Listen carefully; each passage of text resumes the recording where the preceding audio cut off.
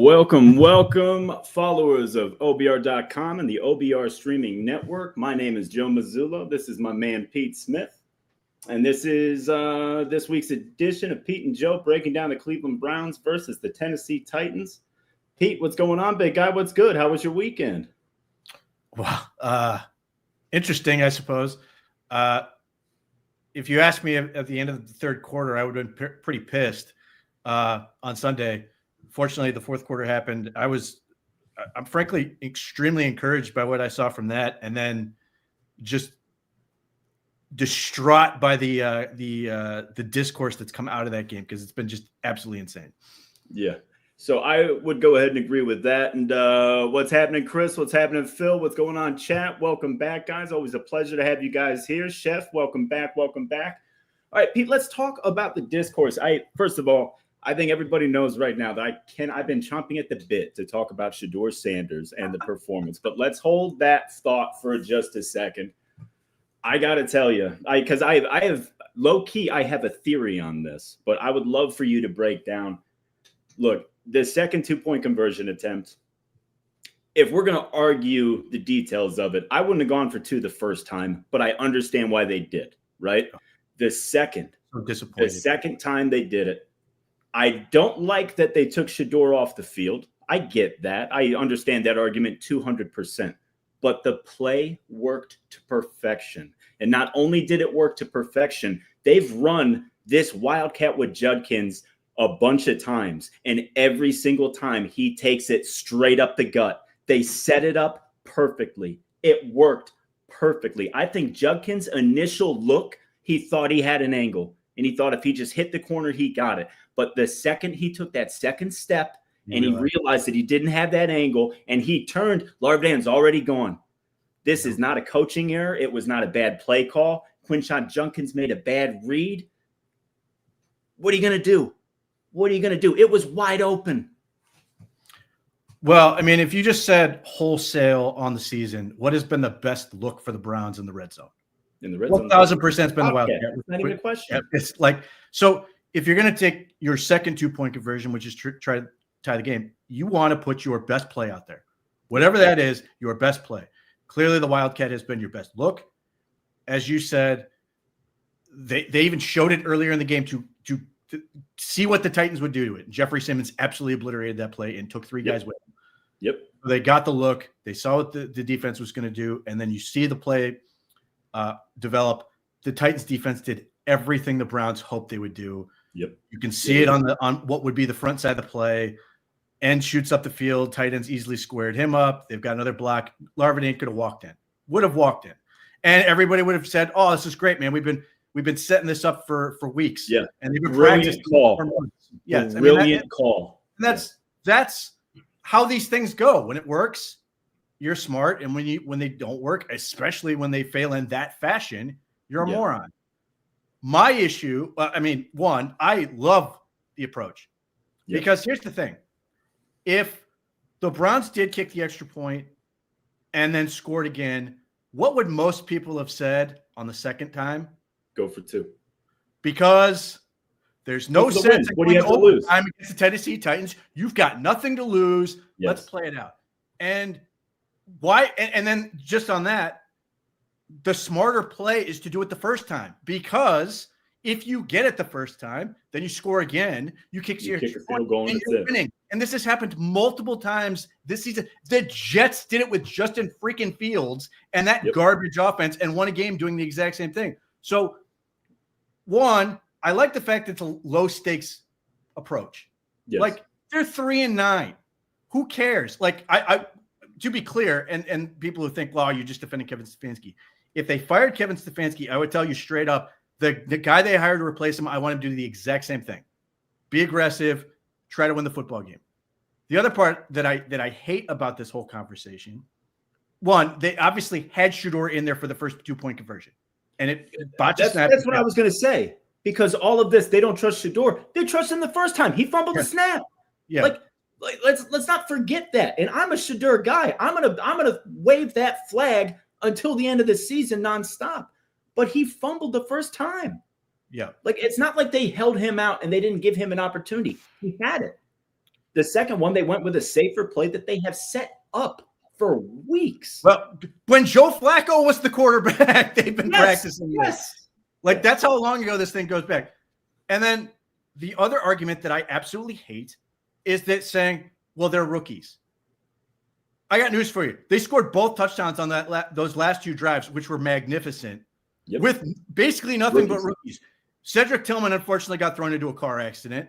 David Njoku was out with a knee. So you were down, and Jerry Jeudy was the one vet in there, other than if you want to count Blake Whiteheart out of skill positions. So you had Quinshon Judkins, Dylan Sampson, Harold Fannin, Isaiah Bond, and Gage Larvadain. All of them are rookies. And what did they do? They scored 2 touchdowns. The last thing I want to do is say, I don't trust you. I just watched them score 2 touchdowns with this crew. I want them to keep going. And that's the other part I like about this. I want Kevin Stefanski to lean into these rookies in every single opportunity, including Shedeur Sanders. If this is the thrust of where this team is going, you are betting on these guys. I applauded Kevin Stefanski for having the belief in Quinshon Judkins and Harold Fannin to start these guys from the word go, because they were ready to go. We've seen coaches on this franchise slow play guys. And I had to watch Nick Chubb carry 3 carries for 101 yards and 2 touchdowns, and that was his whole day. Because we had to wait for him to sort of settle in and watch other guys in front of him. Kevin Stefanski looked at the situation. We had to fire people, Pete. We had to fire the head coach and the offensive coordinator. Yeah, it's just so, and the results are now Harold Fannin is tied for 5th in the league in receiving yards by a tight end. He passed Ozzie Newsome's rookie record at 115 yards and a touchdown in that game. Like, he's absolutely crushing it with as 4 a rookie. games left. Dylan Sampson and Quinshon Judkins combined for 122 receiving yards in that game. And then Shedeur Sanders had 393 total yards and 4 touchdowns. And we're going to say, well, I can't trust them now. Like, come on, man. What are we doing? So I want them to do that. I want them to lean in this, because if this is the future, if these guys are the future, I want them to use it. I've seen Andre Schmidt kick extra points. I know he can do it. Like, I'm not going to learn anything from that. And I get the thought process. Well, we should, play it out and see how it goes. And maybe something weird happens. But going to overtime with the Tennessee Titans does nothing for me. And it gave them an opportunity to potentially go and win the football game. Like, be aggressive, try to win. And I want the head coach, whoever it is, if you think Kevin Stefanski's a bum or whatever, and I'll get into that whole thing too, I want him to lean into these guys. Let them play it out. And what I found fascinating, I don't know if you watched Shedeur Sanders' post-game press conference. Yeah. He was taken aback by some of the questions he's being asked. He's like, he thought they weren't serious when they're asking him about, did they practice this play call? Like, or did it work in practice? And he's just like, hey, look, my initial thought was, welcome to Cleveland, buddy. This is how it goes. Get ready. And then the other part about that was like, and Joe Patonio said the same thing, was like, look, we practice this all the time. We've been waiting, basically waiting for this. So like, if this is that play called when the drive started, if we scored, this is the play. Yes, they knew beforehand it was going to happen. Now, you want to make the argument that they could have used another 2-point play with Shedeur Sanders. I'm okay with that. I'm still going to tell you, Wildcat has literally been their best setup in that area of the field. Why would you go away from it? And if they failed twice, there's probably somebody who's going to come out of the woodwork and go, why didn't we use Wildcat? That always works for the Browns. So 200%. That part, I just don't care. The other part for our purposes is, look, man, it would have been great for Shedeur Sanders to get the win. 4-9 doesn't do anything for me. Like, I mean, it's good for that guy to win the football game, and I bet he'd get a game ball if he won that one. But if they lose the game, they're 3-10. Who cares? And who I care a little bit, because it's the difference between right now 4th pick and 9th pick. That's a major difference for a team who could use all of it. Hell, I would love nothing more than to be at 4th pick and trade down to 9th pick and get a whole bunch of stuff. Pete, let's be honest. Let's flip it. Let's say the Browns went for 2. They made the pitch to Larvadain. They win the game. What is different today than yesterday? Because what you said, the draft position is one thing, right? But at the end of the day, after that game, we've got a really young offense that showed really nice signs for the first time in a long time, really positive signs, and a defense that could not bottle up the worst team in football. So it's Yeah. not like we're sitting pretty right now, win or lose. If they would have won, we would have heard all sorts of questions about the defense. What the hell happened? How did Tony Pollard rip 165 yards? How were we out schemed by that coaching staff? Like that's a frustrating thing. Like Yes. the win would have been nice, but nothing would have changed. Just our draft position. It also just doesn't change the fact that Shedeur Sanders still threw for 393 yards. We're all talking about what this could mean for him. Harold Fannin still has 115. The running backs still did what they do. Like nothing changes. The only thing that changes a little bit, and even if we're going to criticize the defensive performance, nobody's going to come out in this game. Well, the Browns defense sucks now. Like they're going to say a bad day, but they have pretty good defense. Now special teams, that's a different story. But overall, you're still going to come out of this game going, I'm excited about what I saw from the rookies and all this other stuff. I'm seeing an offense coming. Like it may last a week. We shall see. I'm glad that we've got 4 more games to see. Yeah. But you saw the things you want to see from the offense. You saw them play really well. You saw Shedeur Sanders like take what clearly was a leap in that game. But like literally winning and losing doesn't change the fact that Shedeur Sanders did all those things. And we're still talking about his viability for 2026 and everything else. So the only difference is people are mad at Kevin Stefanski, which fine. Like he's used to it. It's going to happen regardless. And if they scored on the Wildcat, he probably gets savaged for that because God forbid they score without Shedeur Sanders on the field, which they did the last time when they actually did score touchdowns out of the Wildcat. So all that stuff, that's why I think the discourse is nonsense. And then the other element obviously is, well, Shedeur Sanders did a great job, but clearly he did it in spite of everything going on around him, which, look, man, if you really want to believe that Shedeur Sanders is self-taught, more power to you. One, I will give him as much credit as you want because the kid has obviously done the work. He is crushing it in that standpoint. Because if you're going to say the other part of this is if you want to complain and say, well, Shedeur could have been doing this, a month ago or several weeks ago. One, I would say you're crazy based on what I've seen because look at the difference between the last preseason game to the Baltimore game, obviously thrown into a weird situation, the 2 previous games compared to now. It is a completely different world. Like the idea that it was just going to happen so much sooner doesn't stand up to logic. And then the other part about that, it sells short the work that this kid did. You're not giving him credit for the amount of time and energy he's put into this thing to say, well, he's just been this good all the time.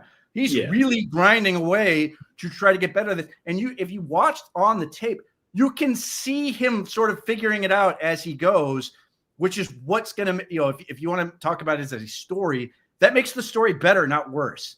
Yeah. But beyond that, if you're then going to say, well, he's self-taught, is Harold Fannin also self-taught? Is Dylan Sampson also self-taught? Is Quinshon Judkins also self-taught? Like they're playing a whole lot of rookies out there. And like apparently nobody's coaching any of them. Like, come on, man. Like you can't be serious with this stuff. Like you can, as I said, give Shedeur all of his roses. Give him all the credit. I don't care. And you know who else doesn't care? The coaching staff. Because all they're going to care about is if he's a good quarterback, they've got a good quarterback. So give him all the praise. But like, if you really want to pretend the coaching staff is doing nothing, then Shedeur Sanders should have foregone all coaching at Colorado and college in general and just self-taught himself the entire way because he'd be a way better quarterback than doing that for 4 years than what has happened. Look, I will say this because we both know the national narrative, right? I listened to Shannon Sharp and Chad Johnson basically say that the Browns are setting Shedeur up for failure because they named him the starter for the final 4 games, and it's a tough final 4 games. So they're going to blame the season on Shedeur. Like, that's the national narrative. It's insane, right? What do we know that's happened with the Browns, all right? We know that they started the Hungry Dogs thing, right? The extra period for younger players. They did that for Shedeur, okay? Yes. They did that for Shedeur straight up, all right? We know that they brought him along slowly. At any point, they could have fed into the fan base, fed into the media, thrown him into the competition, thrown him in with the ones, thrown him to the wolves. They could have done that, but they didn't. They handled this kid with kid gloves the whole time. We hear now from defensive veterans and all the interviews throughout the week, Shedeur's in the office with Stefanski watching film constantly. There's one-on-one work going on. And I have to believe it's because he came here as a 5th-round pick, as a lotto ticket that they took at the end of the draft, and he was a dude. They saw the arm talent. They saw the accuracy. They saw how they carried himself, and he's put in the work. He's gotten to this point because of his work, and they set him up to do the work, but he's done the work. They've put him in a really good position. And look, the roster is what it is. We can't fix that now through injury and through youth. There are deficiencies with the roster. I can't look at these last 4 games and say, well, if Shedeur doesn't do this statistically, it's going to be a failure, or he's got to do this, or he's got to win these games. No, I just want to see what I've seen. And that's progression every week. That's every week he gets a little cleaner, a little more efficient. He's in total control. I mean, and outside of the god-awful interception in the third quarter, he played such a clean game. And he played really, really well. And he's doing it under a lot of duress. He's doing it in bad conditions. He's got the size. He's got the physical ability. I know he's not a great athlete, but he's a nice enough athlete that you can say he's at least got feet. He's not a statue. And he's ripping it through some Cleveland wins, man. Like, for me, where I'm standing right now, and this goes back to, and you can make fun of me if you want, Pete, I wanted this kid at number 2, either him or Jackson Dart. I saw good quarterbacks with potential. I don't want them to take a quarterback in the first round right now. Sure, if we fall into Mendoza and they love him and yada, yada, yada, okay. But I feel real iffy about just letting Shedeur go somewhere else.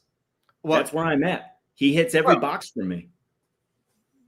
To be clear, you wouldn't just let him go.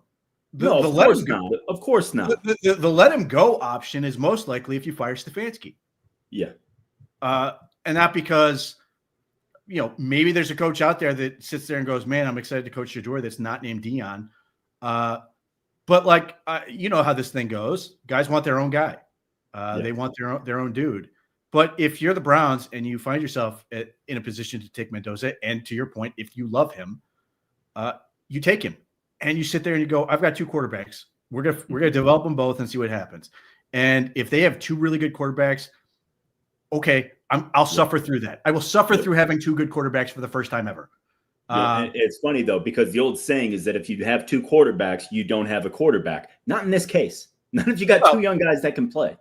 Not only that, but I mean, we've seen this happen in the NFL, but it happens all the time in college. Figure it out. Coach them up and get better. And if Shedeur turns out to be that guy, great. And you have Mendoza and you can trade him for assets. The weird thing is, we saw this with J.J. McCarthy. We've seen this with some other quarterbacks. When you take some of these guys super high, and it probably wouldn't happen in year 1 just because the expectations with the 2027 class, but there's this weird phenomenon where some of these guys actually increase in value. Keep in mind, J.J. McCarthy, would he go 11th or 12th? 10th. Yeah. The next year, there was conversations about we'll trade an even higher pick. We'll trade number 2 for him. Trade number 2 for him. And Minnesota wouldn't accept it. Right. So you get in this weird world where and we've seen, the Philadelphia Eagles used to get away with murder doing this stuff, where they just have quarterbacks on their roster that would somehow be worth 2nd-round picks and go elsewhere and then suck. But just being effective and having a quarterback just sort of there's a weird amount of value that comes with that. But I will deal with that reality. But just getting back to Shedeur, again, you're talking about the development that we can see that's happening. For people who really watched Colorado, you didn't see him throw the ball away. And there were times in this game where you can see him sort of fight the urge to sort of be like, man, I really want to hold on to this thing. And almost like he was eating his vegetables, throwing the ball away. But it was the right play. Yeah. Or you saw him take productive checkdowns. I would probably in the 10% of people who were super fired up when he found Jerome Ford in the flat and he ran for a first down. It's yes, finally, because that's it. That's a winning play. Yes, that's winning quarterback play. Drive and keeps it going. And then third, and the thing that's the most, I think, the easiest thing to ignore is how often he's under center right now, and how often he was under center in this game, because Colorado was all gun. They couldn't protect him. He never took under snaps, and he looks good being under center. And the reason he looks good, in my opinion, his feet are still cattywampus. The throw to David Njoku was beautiful. Amazing. His feet were terrible. Like they were terrible. And I'm sitting there like tippy toes. It was like a shot put. And I'm sitting there going, this is an illustration of just how talented he is as a passer. But it just says there's potential there, because if he does set his feet, he does have great footwork, how much better is he going to be? Yeah. But there are multiple times where his footwork was terrible and he still made great throws. Yeah. But if you're under center as opposed to gun, there is a more natural schedule for your feet. It's not to say there isn't with gun. It's just gun sort of allows you to be a little bit more lackadaisical in terms of how you schedule out your feet. You got to get away from the center. You got to get your drop. And a lot of it was off of play action stuff, but you got to go. And it sets your feet to a certain schedule. And I thought he did a really good job with that stuff. And it showed they drafted him, and then they're like, well, why are you going to ask this guy to run stretch play action stuff that like Kevin Stefanski likes to do? He looked pretty damn good doing it. Yeah. And this is all new to him. And yet this is the progression where I see that. And then the other area of progression, the fourth thing, was we saw him and Jerry Jeudy get into it last week, and he didn't trust open windows. He didn't throw the ball when he should have, and Jerry Jeudy could have had 125 and a touchdown. Yeah. On the 60-yard touchdown, he anticipates the hell out of that ball. Not only that, it looks like it's supposed to be a square in that Jerry Jeudy just sort of turns into a slight post. Yeah. To get behind the defense and find space, and sure, hits him right in stride. Like, I think as much as I don't condone necessarily Jerry Jeudy like ripping the rookie quarterback, whatever happened between those two seems to have had a productive outcome where the whatever issues they had seem to have gotten them to a better place. And now Jerry Jeudy, who I thought would have had a great game last week, suddenly looks like the Jerry Jeudy everybody's like, oh my God, this guy's pretty good. And the thing about that 60-yard touchdown, it looked easy. It did not look like some Herculean lift. It did not look difficult. And this is what Jerry Jeudy did so much last year, where it's like, oh, instant offense, no problem. Like, even when it happened, you watch him score the touchdown, and I wish he would have just run into the end zone, but whatever. Like, when they said 60-yard touchdown, I was like, that was 60 yards? Like, I was in disbelief. I thought it was like, okay, 40 yards. No, 60, and it was easy, and it suddenly opens up everything else. So just – it's, this, I can say this from experience. Like, everybody wants progression to be linear, and it really works in sort of these leaps and bounds in terms of you just sort of have an epiphany. Clearly, whatever they did this week unlocked something. Now, could he go back into this game against the Chicago Bears and struggle? Absolutely. Yeah. But the difference was notable, and he took a leap, and you can't predict that stuff. You just hope it's going to happen. And fortunately it did. And he looked great. I want to point out a couple of throws that were big moments in the game for me for Shedeur.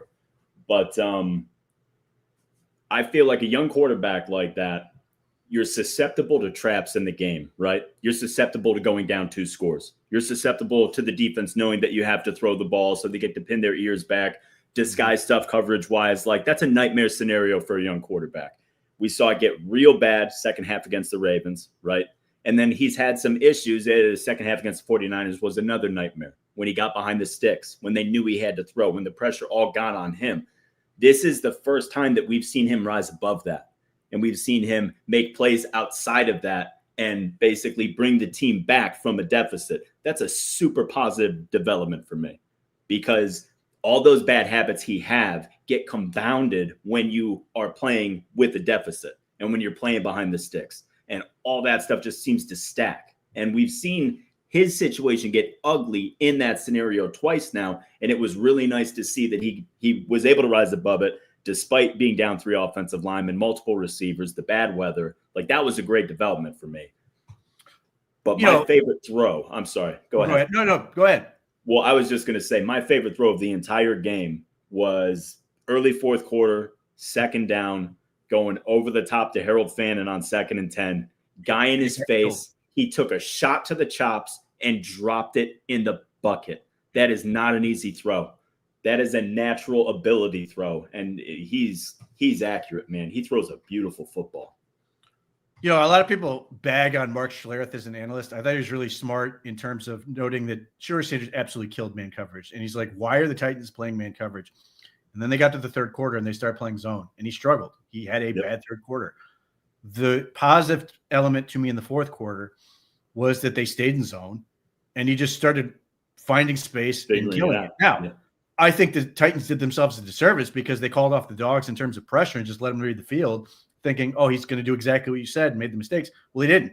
And he had been dealing with pressure the entire game, and all of a sudden he didn't have nearly as much pressure. He just got to sort of see it, and he did take advantage of that spacing. And weirdly enough, like that, the fourth quarter was like a weirdly vintage Tim Couch game where all of a sudden, like, they're going nowhere for like 3 quarters, and all of a sudden nowhere. It's conservative, and they're just like ping, ping, ping, ping, ping, and you're like, why becomes a first down machine?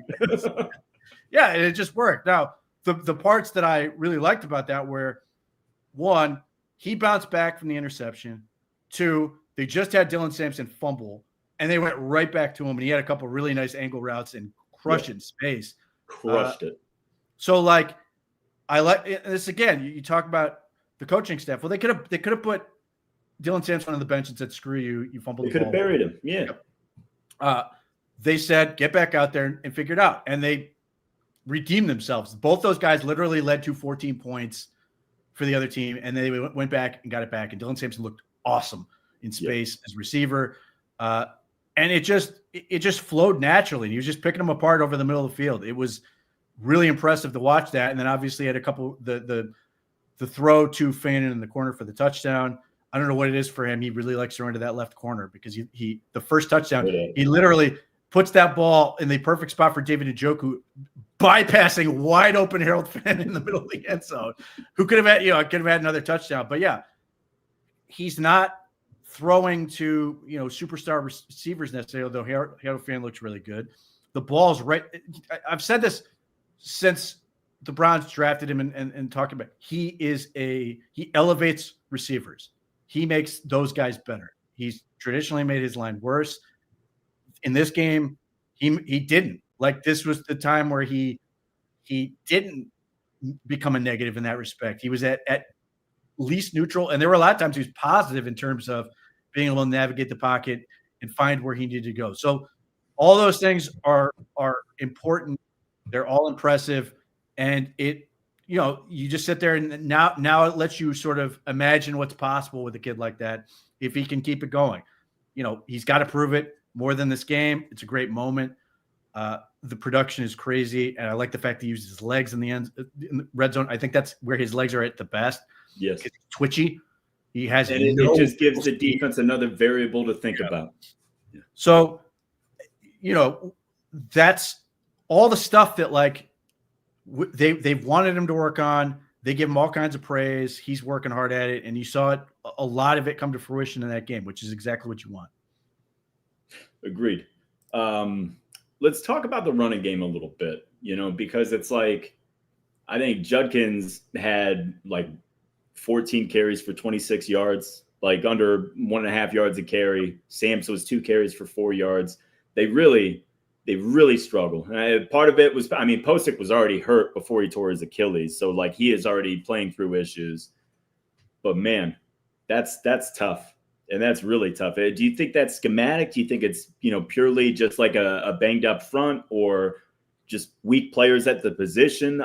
How can we figure out this running game? Well, some of it is Jeffrey Simmons, just a beast. Some of it continues to be the offensive line isn't very good. And then the other part is defenses are still saying, not on my watch with Quinshon Judkins. They are not going to let him go off. And, you obviously had the really nice screen play to Quinshon, which got 58 yards, which I was thrilled to see. But like games like this, and it's going to take more than one to really reset how teams prepare, because up to that point, Stewart hadn't done that, not done that, had not forced him. He missed open receivers. Hell, look, even on the ball he hit to Judy, there are a couple of plays earlier where Judy was butt-ass naked down the field, and he had dropped his eyes. He scrambled for it. He missed it. Now, they fortunately came back and, got the touchdown, but like he hadn't proven that he's going to punish teams when they play poor coverage, when they are, overextended trying to take away the line of scrimmage and just pressure him. If he can One, I would be very curious to see how the Bears play him because you Mhm. just saw this game. Are they going to sit there and go, whoa, we can't do this anymore? Or are they going to be like, one game, the Titans, they're not very good.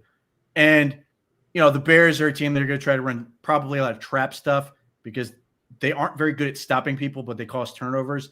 So it's an interesting dynamic. But let's say Shador goes and throws for 250, even if it's a clunky game. At some point, defense is going to be like, listen, we can't just savage the line of scrimmage and beat you up there. And at that point, hopefully, we're going to get to see some of these guys continue to sort of audition. Going to see Luke Whippler. Yeah. We've already seen a little bit of Tevin Jenkins and KT Leviston. We'll see if they can grow.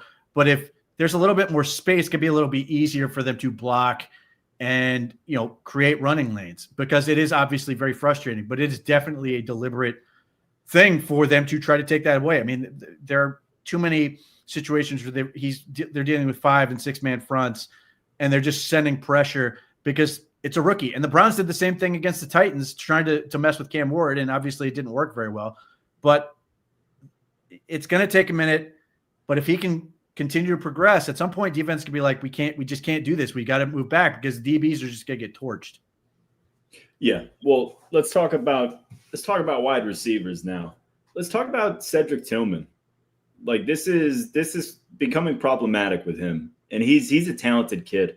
I really like Ced Tillman. He's a big body. He's got nice hands. He's a good player. I mean, you point it out all the time. He does all the little things. He does the dirty work. He's a great downfield blocker. He's a good locker room guy. But multiple concussions. He's got soft tissue stuff all the time. Like, that's tough. He has a really hard time staying on the field. Well, I mean, in this case, he was literally thrown into a car wreck. I mean, like this is one where like the hamstring. It wasn't a dirty hit either. It was one of those bang bad luck deals. Yeah, just bad. It was like what happened. Right. When Dylan Gabriel did the same thing. He threw a guy into a car wreck. He threw Larvadane in that case. Look, I mean, I love Ced Tillman in terms of what he does. I think he had like a 90 run block grade in that game or something obscene as a wide receiver.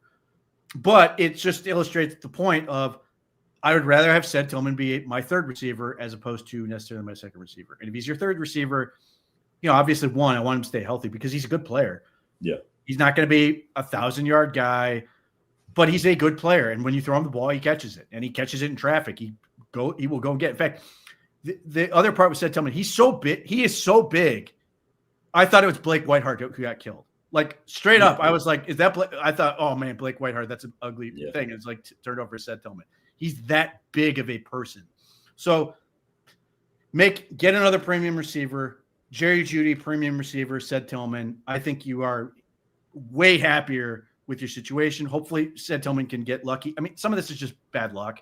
Yeah. That type of situation is bad luck because Ced Tillman is doing everything you're asking him to do. You throw the ball to him, he goes for it, he catches it, on it, and unfortunately got hit. So I mean, that's all you can do. Hopefully he's not, it's like last year the concussion that put him on IR. There's been no indication that that's going to be. In fact, I don't even know if he's in the protocol. If he is, I missed it. Yeah. Obviously, he didn't come back into the game, which obviously was smart. But you deal with it. Hopefully, the thing with the concussions, just let them fully recover is the big thing. But just gotta sort of hope he runs into some luck because he's a productive player for this team. Yeah, no, agreed. And so they threw Ethan Posick on IR today, and they threw Jerome Ford on IR today, which is interesting. It's going to probably give us a look at Rocket Sanders, which will be fun, I suppose. Let's talk about tight ends, dude. You hit it on Harold Fannin, and Harold Fannin looks like a stud. He looks like a star. He's really, really good. He's doing exactly what he did at Bowling Green. He's doing it on the NFL level. He's already better. He's better than he was at Bowling Green. Yeah. And well, let's talk about Njoku. Obviously he's hurt, but like he is a shell of what he's been. Like I'm hoping against hope that this is just the knee injury because I mean it was a great catch on Sunday, but it broke him. He went out. Like that was it, As far as Njoku goes, I put so much of it on the fact that he has to literally pass block or run block endlessly. They can't just play 5-man protection all that much and be just like, go out and run. It's always chip release. It's always staying in to do the dirty work. Yeah. And he's still super valuable as a inline tight end for that reason. I would like them to fix their line so they can use him more as a weapon. His average depth of target is still deeper than Harold Fannin at this point, which is weird. You would think it wouldn't be like that just because everything feels like it's a small dump off to Njoku. Yeah. I don't worry about that so much. I'm more curious about what a contract will look like. If it's is that the Browns' long play? Drive his value into the ground, get him on the cheap. Well, I mean, I'm all about that. Mark Andrews hasn't done all that much, and he's gonna get seemingly $10 more million a year for 3 more years. It just illustrates how valuable a real Y inline tight end who can be a productive receiver is, and he's a good blocker. So it's very easy to be like, man, they don't need him. Move on. They do. They do need him. They do need it, and they need something. Even if, let's say, they signed to a 1-year deal, they need to start thinking about getting somebody in the pipeline that can sort of eventually replace that role. But I'm in no hurry to get rid of David Njoku. I think he's still valuable, especially if you get better line, even if as the run blocking element. He's going to be better if he has better help. Well, he just needs to get healthy. And I feel like Harold Fannin is a better player with David Njoku on the offense. Yes. Like straight up, he's a better player with Njoku on the roster. Yeah. Well, I mean, that part is also just Njoku just allows Harold Fannin to do more things. Yeah. He gives you complete freedom. Now, the Harold Fannin point. The reason I think he's better than he was in college is he is cooking man coverage. Like, he is just killing. Like, the zone stuff is pretty much exactly what you think it'd be. Yeah. He finds a little spot, the dump off, and then he runs, fights through tackles and whatever. That's pretty standard. His average depth of target is way lower on zone. His average depth of target, I think, is something like 8.6 or something on man coverage. And he's getting way more shots down the field against man coverage. Obviously, the pass you mentioned over the shoulder, down the field, the touchdown in the corner, not necessarily a long play, but it's the deepest route in the play. That's where, and look, there's a play where Shedeur Sanders' other turnover-worthy play where they motioned Fannin out to release him sort of in a corner. They ran play action, and for whatever reason, Shedeur Sanders tried to go back to the underneath thing, and there were 3 defenders there, and one of them tipped up, and it ended up being complete. And Fannin's open behind if he could have seen it and gotten the ball. That's where you sit there and go, things are going to get really interesting, because what I've said all along is, look, the more space that he gets, the better he is. And I still absolutely believe that. It's illustrated by what you saw in the fourth quarter, where just getting the ball in the middle of the field and he's going to just rumble for all kinds of yardage. But he's starting to show flashes of, you have to take him very seriously, because he may just run by somebody, especially if you're trying to cover him with a linebacker or a lesser safety, and it becomes a matchup problem. And that's the other reason why David Njoku is valuable, is because it forces matchups. How do you want to deal with both guys at the same time?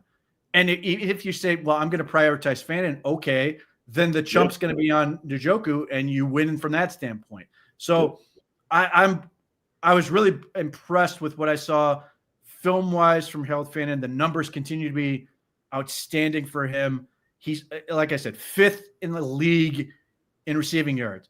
He's still tied for the league lead in tackles, missed tackles forced, with George Pickens at 20. I say all of this. He's 21.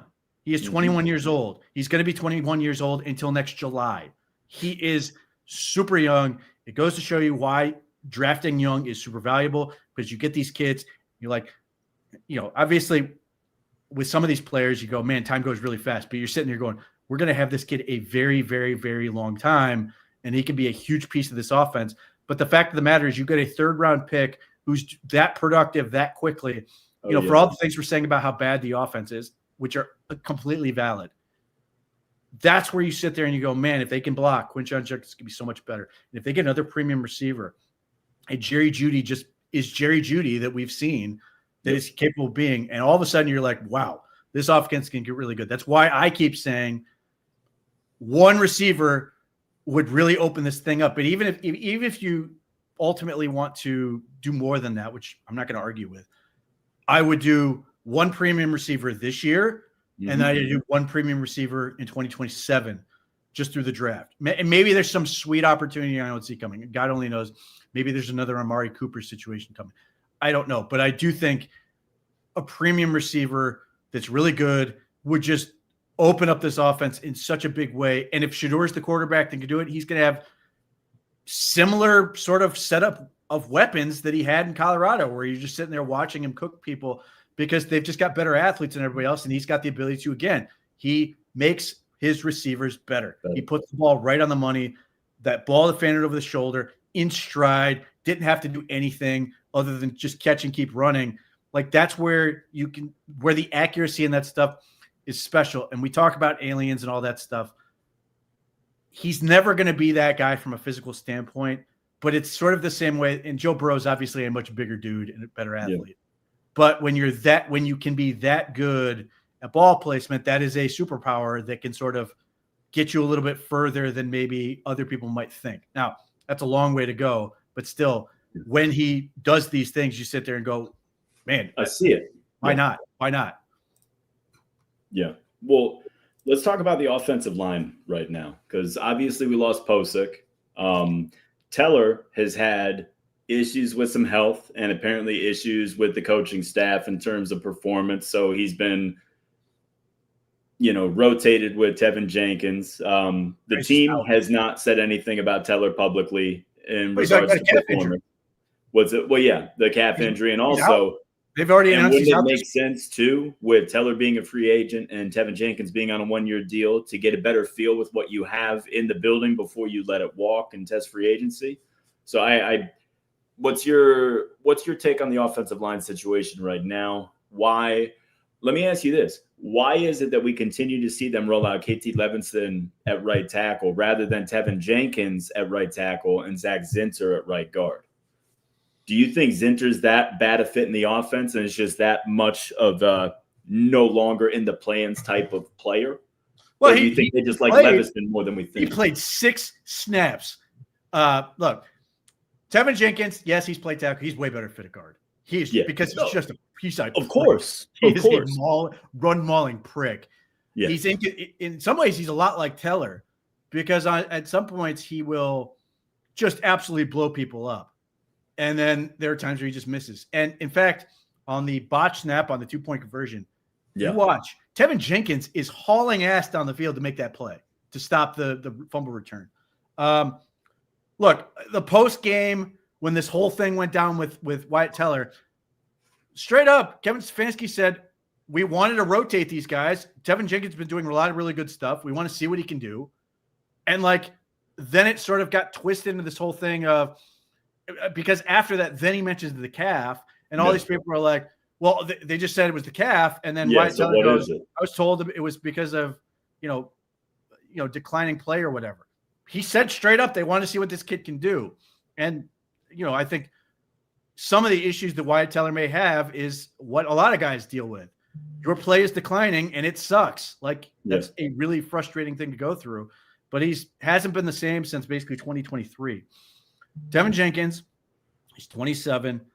If he can be pretty good and he can stay healthy, that's the biggest thing with him. That's why he was so cheap. He represents a real potential insurance policy and answer at a guard spot next year. And that would be enormous for a team who's going to have to roll over basically all of them. Yeah. I would love nothing more than Joel Bitonio to come out and go, listen, man, I feel great. I've been the healthiest I've been in a couple of years. I like what this team's doing. I want to come back for another year. Sign me up, because he's still the best offensive lineman on the team. Pete, they almost need that. I mean, because realistically, say Cam Robinson doesn't enjoy his time in Cleveland. Say Cornelius Lucas wants to move on. I mean, we have nothing but DeJuan Jones coming back at tackle, Zach Zinter coming back at guard, and Whippler at center. Those are the big 3. Well, we got Leviston now. So look, as far as KT Levinson goes, he is improving. Yeah. Obviously, he was brought in super late in the process. That makes it tough. And then the Browns basically had landmines in the facility relative to offensive tackles. Yeah. Cornelius Lucas has had dealing with a foot since the spring. We haven't seen him. I don't know what the deal is there. Clearly, it's bad enough that they don't want to put him out there, but not so bad that they wouldn't use him in a pinch. KT Levingston has gotten a little bit better. Everybody talks about, and he's another guy. He's just a big galoot. He's really powerful.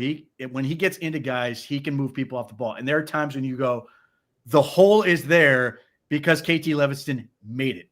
Yeah. He is wildly inconsistent in pass protection. People then suggest, well, should he play guard? I don't think guard fixes the problem with him because there's too many times you sit there and run block or pass where you let somebody in his inside gap. That'd be way worse at guard than it is at tackle. Yes, he has some issues dealing with edge pressure and some of those things.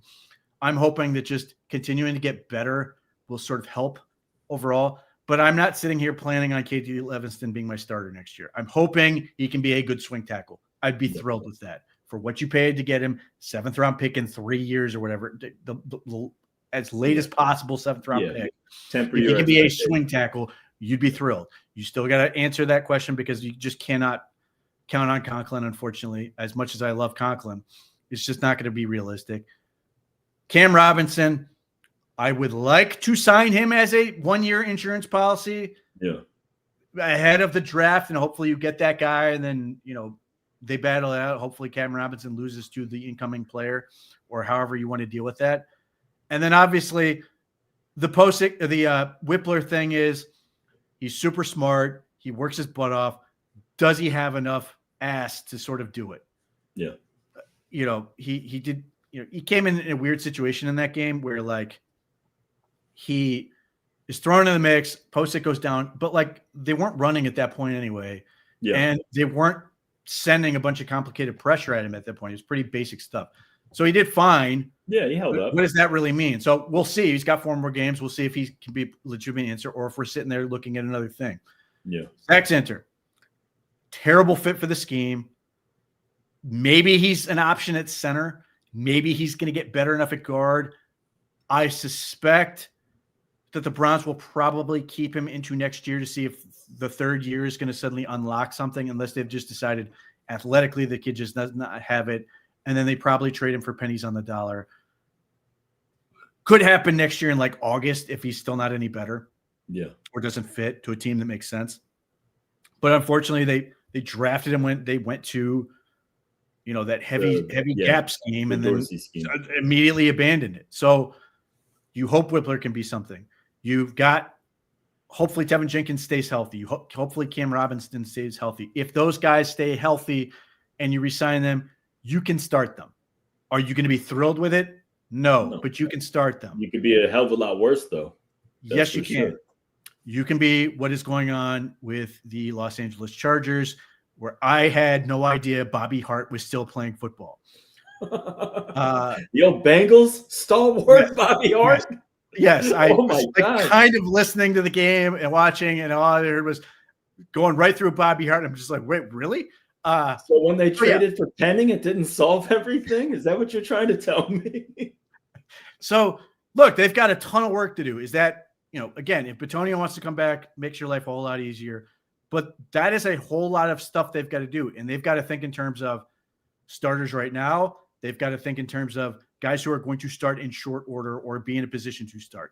Can it be done? Absolutely. The Pittsburgh Steelers basically did 4-1 offseason, even though unfortunately they lost their right tackle to injury right off the rip in Fanadu. But they got Isaac Seumalo. They drafted the center from West Virginia. Mm-hmm. They got Mason McCormick in round 4, who's been able to start there. And, Broderick Jones was sort of the carryover guy, unfortunately out for the season with a neck injury. But and it was bumpy. It took them a while, but it's sort of working itself out. And those 4 guys are the best of their group. So can it be done? Yes, especially if you get into a weird situation where the Browns, they're out of position for a quarterback and they go, okay, we'll trade down a few spots, add a little more, add some more assets and just draft the hell out of it. You got a late 1st, 2nd, 3rd, whatever, and just pile it on, coach those guys up, see what else you can get in free agency and everything else. It's not going to be fun. It's not going to be easy, but it can absolutely be done. And, it gets easier if you get a premium receiver to this group, because if you get that guy and all of a sudden Jerry Jeudy's that guy, you've got another premium receiver. Harold Fanning continues to be good. Cedric Tillman's a third guy or whatever, Isaiah Bond becomes more viable or whatever, Mm-hmm. then you get into that situation where like the Bengals were, where like you were not that they're going to be Jamar Chase and T Higgins, but just the idea that defenses are like, whoa, we can't just throw everything at them because we got to cover these guys. Yeah. Hopefully that creates a little bit of a balancing act where the Browns offense is better. They're able to stay on schedule more, keep the opponent off guard a little bit, stay out of negative plays, which I thought was a key element to this game with the Titans. Is Shooter Sanders and company were sort of largely on schedule. They didn't have a whole lot of negative plays, not a whole lot of penalties. And that sets you up for success when you're able to keep the opponent off guard, as opposed to, 3rd and 15, 3rd and 11, where the opponent's like, well, we know what you're doing and can play it accordingly. All right. Well, before we talk about the defense, I just want to let the chat know we're going to have a little bit of draft talk later, and I will definitely throw some offensive tackle questions Peter's way.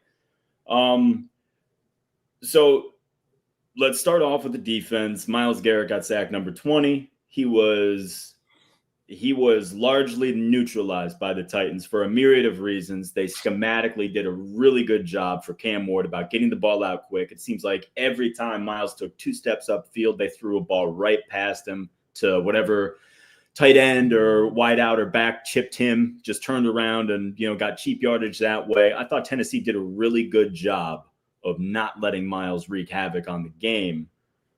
What do you think the main issue was with the defense with giving up some of those big plays in the running game? Well, as you mentioned, Myles got sacked 20. He also got 3 more tackles for loss, so he's at 31. He's 8 away from that record.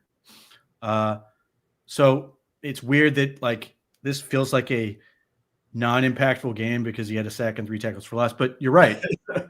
You're right, because neutralized. Yeah, part of it was, I think Jim Schwartz looked at this team and said, they're a bad offense with a rookie quarterback. We can just overwhelm him and consistently cause problems and create negative plays in the backfield, and they're just going to get lost. That basically what happened with the Raiders. That we're just going to overwhelm them, and he's not going to find a way out.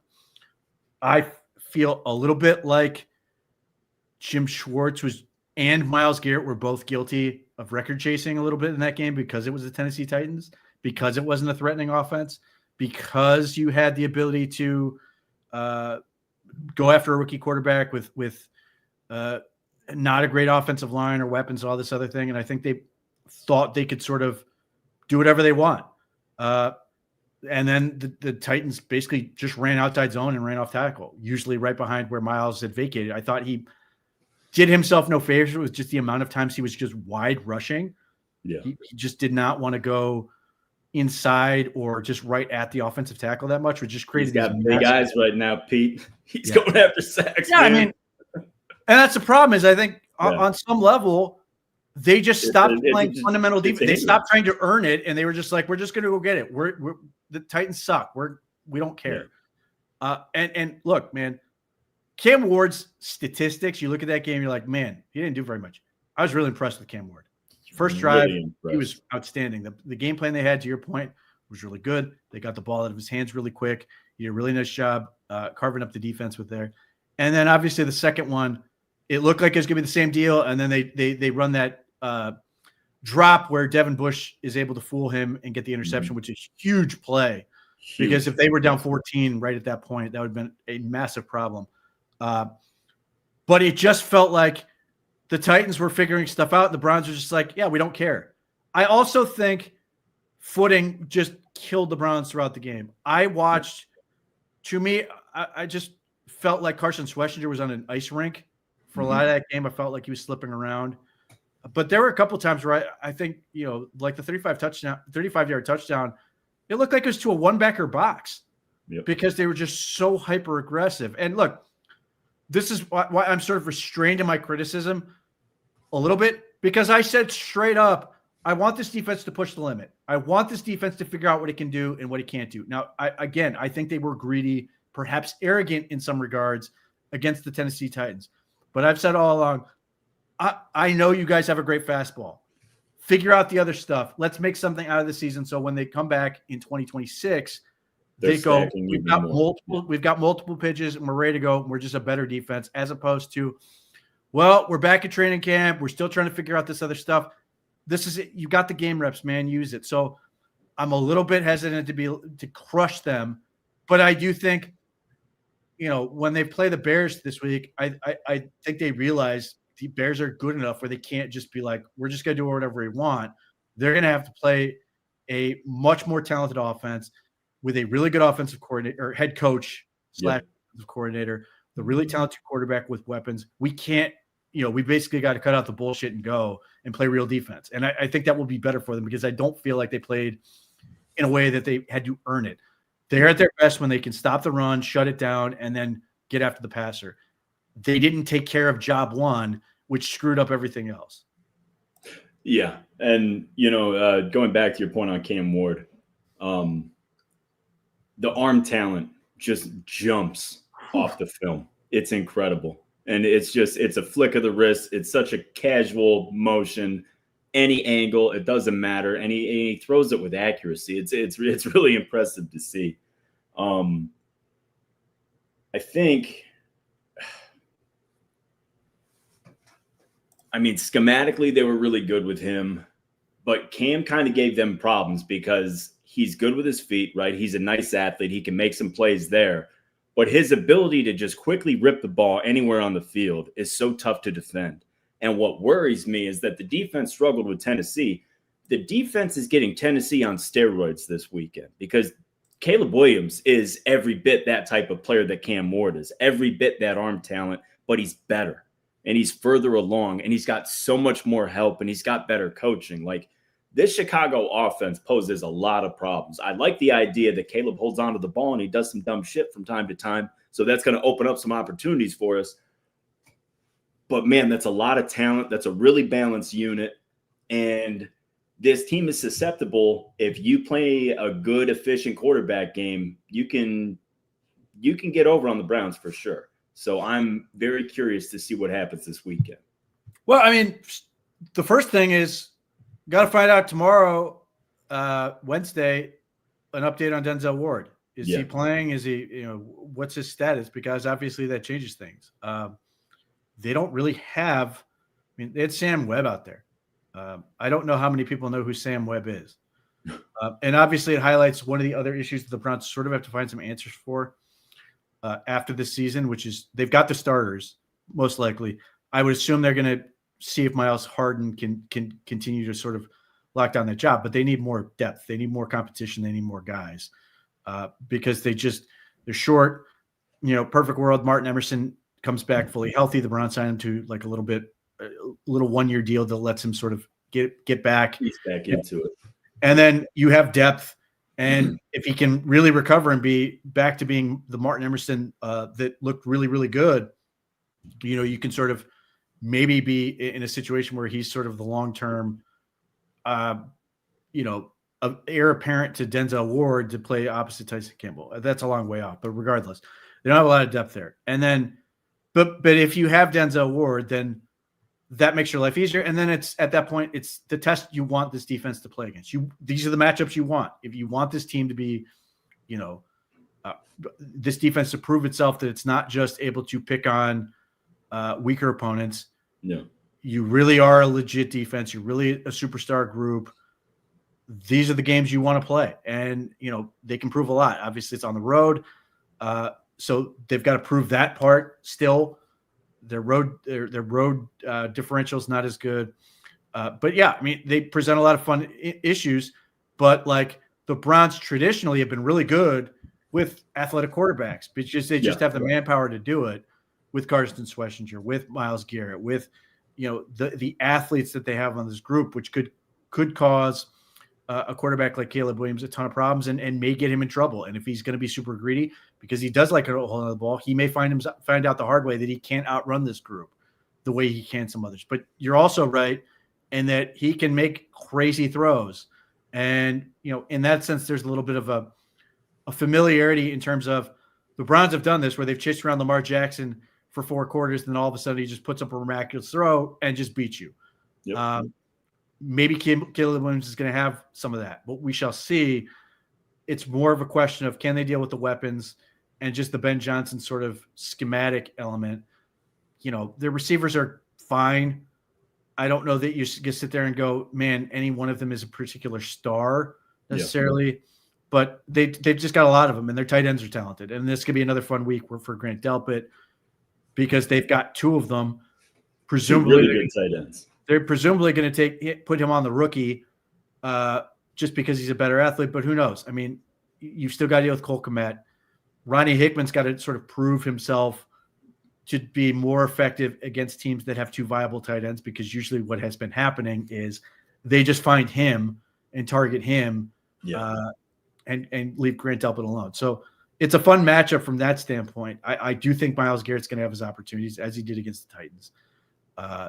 But yeah, I mean, I want to see what this group does against an outfit like this. And I that's why I desperately hope we're not going to be out there with no Denzel Ward and suddenly we have an excuse for, well, they didn't have Ward, so that's why they got. Yeah. Well, and two, it's a really good battle in the trenches. The Bears offensive line is tough. They've got some big boys on there. They've been some bullies. They've pushed some teams around. They ran all over the Eagles a couple weeks back. DJ Moore's a great receiver. Roma Dunzier is a good player. Like Chicago's got some guys, and I love Luther Burden. I loved him coming out of Missouri. I think he's a stud. I really like what Chicago can do.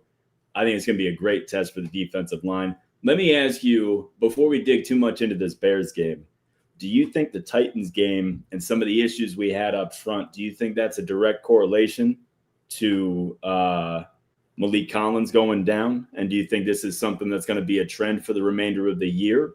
Or do you think ultimately we're going to be able to push through that? It's just Malik was just such a good player. Well, I mean, look, Malik Collins is a really good player.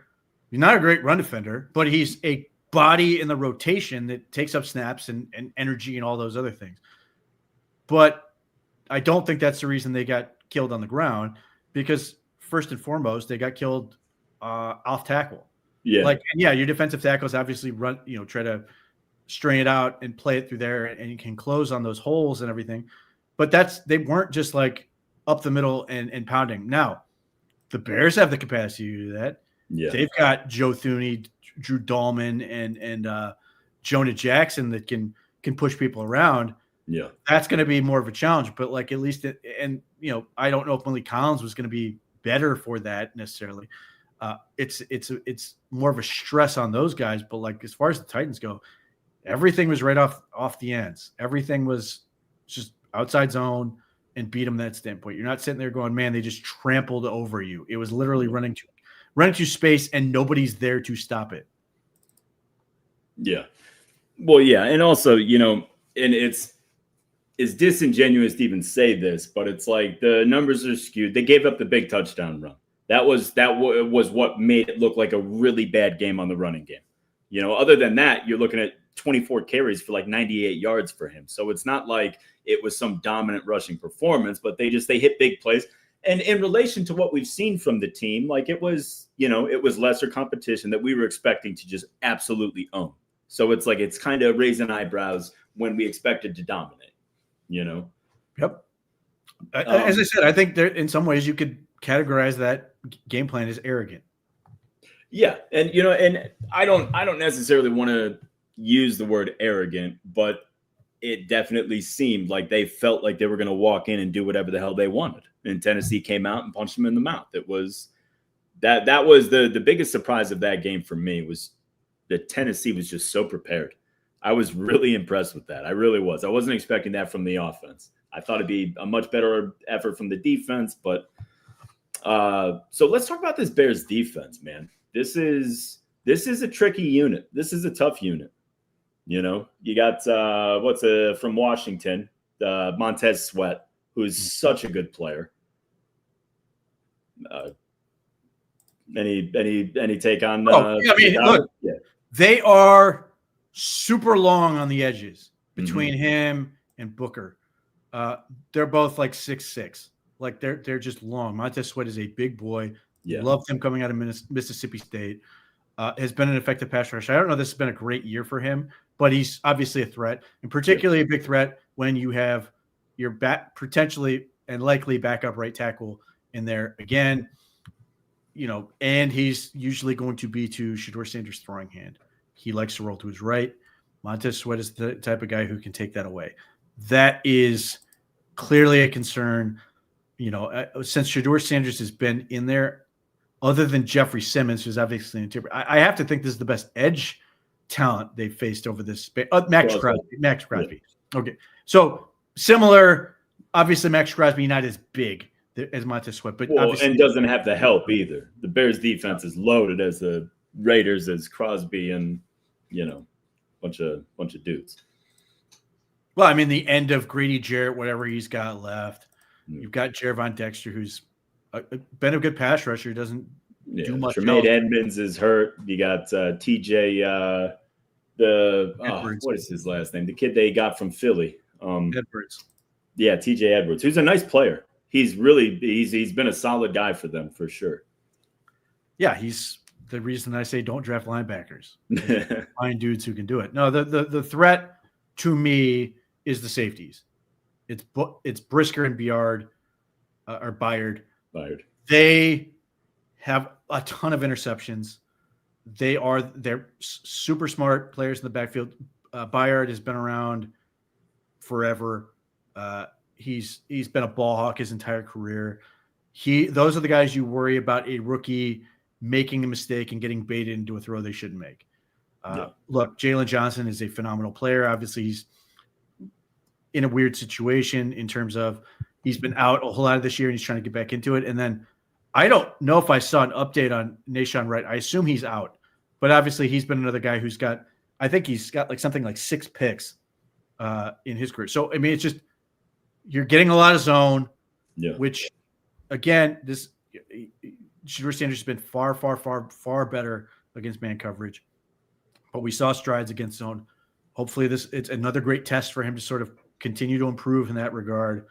And see if the Browns can sort of force the Bears to back off a little bit and let him take some of the space in the middle of the field and sort of win with accuracy and do those type of things. Obviously, it'd be really helpful if they can find some semblance of a run game. But I suspect the Bears are just going to be like, screw this. We're not letting Quinshon Judkins beat you, and we're going to make you throw it because we're confident enough. One, their defense is basically predicated on bend but don't break, and ultimately bend but get interceptions or turnovers or whatever. That's how we're going to get stops. So as long as we can sort of string you out and force you to keep snapping the ball, you're eventually going to make that mistake. And unfortunately for the Browns, too often this year, they've been perfectly happy to make those mistakes. Either obviously early in the year, there's a lot more penalties. They've gotten better in that area lately. But just you've got a lot of rookies, and rookies do dumb stuff. And fortunately, they played enough that they're starting to figure some of this stuff out. But this is the type of game where veteran football team, veteran defense can punish you. Having said that, it could also create some big play opportunities. You could break some big plays on this group because they do give up. They do give up a lot of stuff. So it's going to be tough. Like I know people look at the rankings and go, "Oh, the Chicago Bears defense isn't very good." For a rookie quarterback, I think this is going to be, other than the Steelers, going to be the most difficult defense the Browns are going to face the rest of the way. Yeah. Well, and it's not just Shedeur versus the Chicago defense. It's also Shedeur trying to keep pace with the Chicago offense while doing it against the Chicago defense. There's a lot of so let's bounce around. Let's bounce around the AFC North real quick. Let's talk Pittsburgh, Baltimore had an ugly, interesting game. Baltimore was pretty uneven. Lamar was a little off at roughly 50% completion percentage. Didn't throw the ball particularly well. They ran okay. Derrick Henry wasn't great. Average wasn't great. I think Keaton Mitchell was the most effective runner there. But Rodgers was efficient. He threw the ball pretty well. DK Metcalf had a huge game. Any takeaway from this one? Or is it just, what the season's developed into is the war of attrition for the AFC North? Well, the Ravens have to be terrified at how bad their running game is in the red zone. Like the success rate is horrific. Obviously, and they're in a similar situation to the Browns. Their offensive line is not good, and it's not going to get fixed. And Derrick Henry is still a very, very good player. He's not that guy who's just going to fix it. And realistically, he's never been. I mean, the Browns have historically have had success with him because their whole thing was get him before the legs really start churning. And when you can't block very well, it's more difficult to get the engine revved up and going. Yeah. But Lamar Jackson continues not to look healthy. And so they're just sort of not threatening enough. They just aren't very good. But for the Steelers, look, I mean, if they lose this game, it's an absolute drama farm situation where everybody's continuing to pick on everybody else. Everybody's talking about Tomlin's job. Everybody's talking about how Aaron Rodgers is cooked and how old the Steelers are and the infighting and everything else. So in that sense, and I know Aaron Rodgers sort of, made this point in his press conference after the game, basically saying, you guys will get off our back for a week. I mean, they've sort of stopped the bleeding for a minute. So they've helped themselves from that standpoint. Meanwhile, if you're the Ravens, you're not out of this thing by any stretch, but like you're in a tough spot. What are you fighting for? Because now you've got to play, and maybe the Bengals will get them right because their defense is just so bad. But and Lamar always kills the Bengals, it feels like. But they got killed. I mean, obviously the Bengals absolutely killed them the first time because Lamar kept turning over the football. Yeah. So the pressure's on. Like the Ravens having a brutal slate to finish out at the Bengals, home versus the Patriots, at the Packers, which the Patriots have been really good, who have played a nothing schedule, but credit to them, they've played well. The Packers have sort of righted the ship and got back to looking like a team that can potentially go the very long way after their sort of midseason sort of slump. And then the Steelers again, where now this time you're not in M&T Bank Field, you're on the road. Yeah. So neither of these teams came into this game feeling good about themselves, but the Steelers had, the season could have been sort of over for them. Now the Baltimore Ravens, it feels like they are on the ropes. It feels like they are really up against it with all kinds of people. Basically, the conversations around the Steelers have now transitioned to the Ravens of John Harbaugh the problem, this, that, and the other. Whereas Pittsburgh Steelers slate is sneaky challenging in the fact that they get the Dolphins at home, but the Dolphins have won a ton of football games lately, and they might be a real big problem for what the Steelers are doing right now because the Steelers' run defense has not been very good. And that's what the Dolphins do well right now. They're getting better. My guy Jonas Savanaia is getting better. taking him a minute, man. He was rough to start the year. I wanted to give him a 1-year runway. He's starting to figure it out. Then they go the Lions on the road, and I don't know what the Lions at this point, but like they're going to be tough. But they're another team and then they're going to get the Browns. The Shedeur Sanders Express. You don't want that. Which is going to be obviously a huge test for Shedeur Sanders because if you beat the Steelers, it's just an enormous just hype for you in that sense. And then they get the Ravens again. So like I think the Steelers have the easier path forward. I still don't know that any of the teams in the AFC North deserve to go to the playoffs, but yet one will. So that's sort of where you're at. This division is really bad right now. It's going to be really interesting to see how all these teams sort of handle it because weirdly, all of a sudden, there's a bunch of potential for all of them in some weird ways. So we'll see. How about what was your take? I mean, we got both these teams coming up in the next month here. What was your take on the Buffalo-Cincinnati game? About what you expected? A lot of offense, a lot of crummy defense. It's just what the Bengals do. They score points and lose. Like they're just not. They don't have enough talent on defense. They make, Joe Burrow has to be basically perfect and he throws 2 picks and that's like a disaster for him. Yeah. And like, that's ultimately the difference in the game. And like one of the picks was obviously like, I don't want to say completely lucky, but I mean, it was, he just blocked the ball and caught it. And I mean, like caught it midair. Yeah. So yeah, that's it was a great play, but that's not, but like, the Cincinnati Bengals, that I think that they're done. I don't know what more they have to fight for. I think Joe Burrow is going to play until he dies, which may or may not happen in week 18.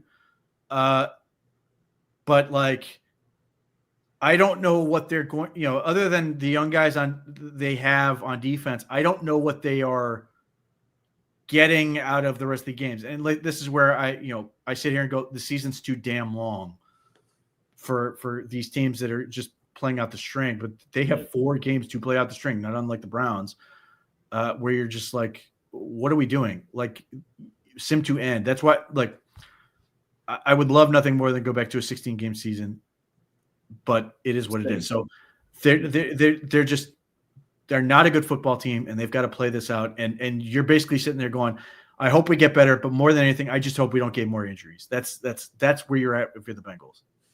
Let me ask you this now. Pete, you and I go back a long time. We go back to old message boards in the early 2000s. And I remember you and I were both awfully fond of Phillip Rivers in the 2004 NFL draft. Is our sweet prince going to come back and get a win against the Jaguars for us? Can it happen? Listen. Can he do it? Because Danny Dimes, he's done so. Tragically so. At this point, if I see the Jacksonville Jaguars on my schedule, I'm forfeiting the game. No. Whatever team plays them is absolutely cursed. You've got so much bad juju working against you. I don't understand it. It's like every team that has gone up against them is like it like collapses into itself. It makes no sense. Awful things happen. Like the number of teams that have played the Jaguars and had like weird, terrible things happen to them that have either just screwed them for the Jaguars or just ended their season outright, which is what happened this week. Yeah. I see the Phillip Rivers thing, and my immediate reaction is he wants to die on the field. Like, I thought assisted suicide was illegal. Did you know, Pete, that his oldest son is older than Riley Leonard? Yeah. The quarterback. He's going back up. His oldest daughter is older than Riley Leonard. Oh, his oldest daughter? He's got a grandkid. Yeah. Think of your grandchildren. Like, this is insane. Like, what is going to happen? They're going to play the Houston Texans at the end of the year, which is the best defense in football right now. What is going to happen when he gets hit over and over and over again? Is he just going to walk off or be carted off the field or just die on the field? He's 44. He's so tough. He'll be fine. Rivers is so tough. He's got 30 kids, Pete. The dude is the toughest man alive. There's no way. There's no way. Does he come out and just be like, listen, man, I am just tired of my family. I have got to get out of the house. Or does he go like, listen, man, you try having 9. If he comes out and goes, you try having 9 kids. I'm broke. I need this paycheck. Like, I don't real. I don't know what possesses this person to say, listen, I have not played since 2021 or 2020 or whatever it is. And then goes, sure, I can suit up and play more NFL football. Like the hits we see on the field every week where you're going, oh my God, I don't know how people do this. And then a 44-year-old man's like, sure, I'll throw my hat in the ring. Because I'll tell you exactly what happened. Chris Ballard calls him and he's like, hello? He's like, yeah, Phillip, you want to come back and play? He's like, hold on. His wife yells, Phillip, come help me with all the kids. He's like, I'm good. I'll be there in the morning. That's simple. It's absolutely like, how is he not going to wake up after the first day of full contact, be like, I'm done. That was it. Assuming he survives that game. It's just a practice squad thing. It might only last a few days, Pete. We don't know. But I'm telling you, that tough son of a bitch is going to do it. He's going to throw touchdowns. I'm telling you. Pick him up for your playoff push in fantasy football. He's going to do it.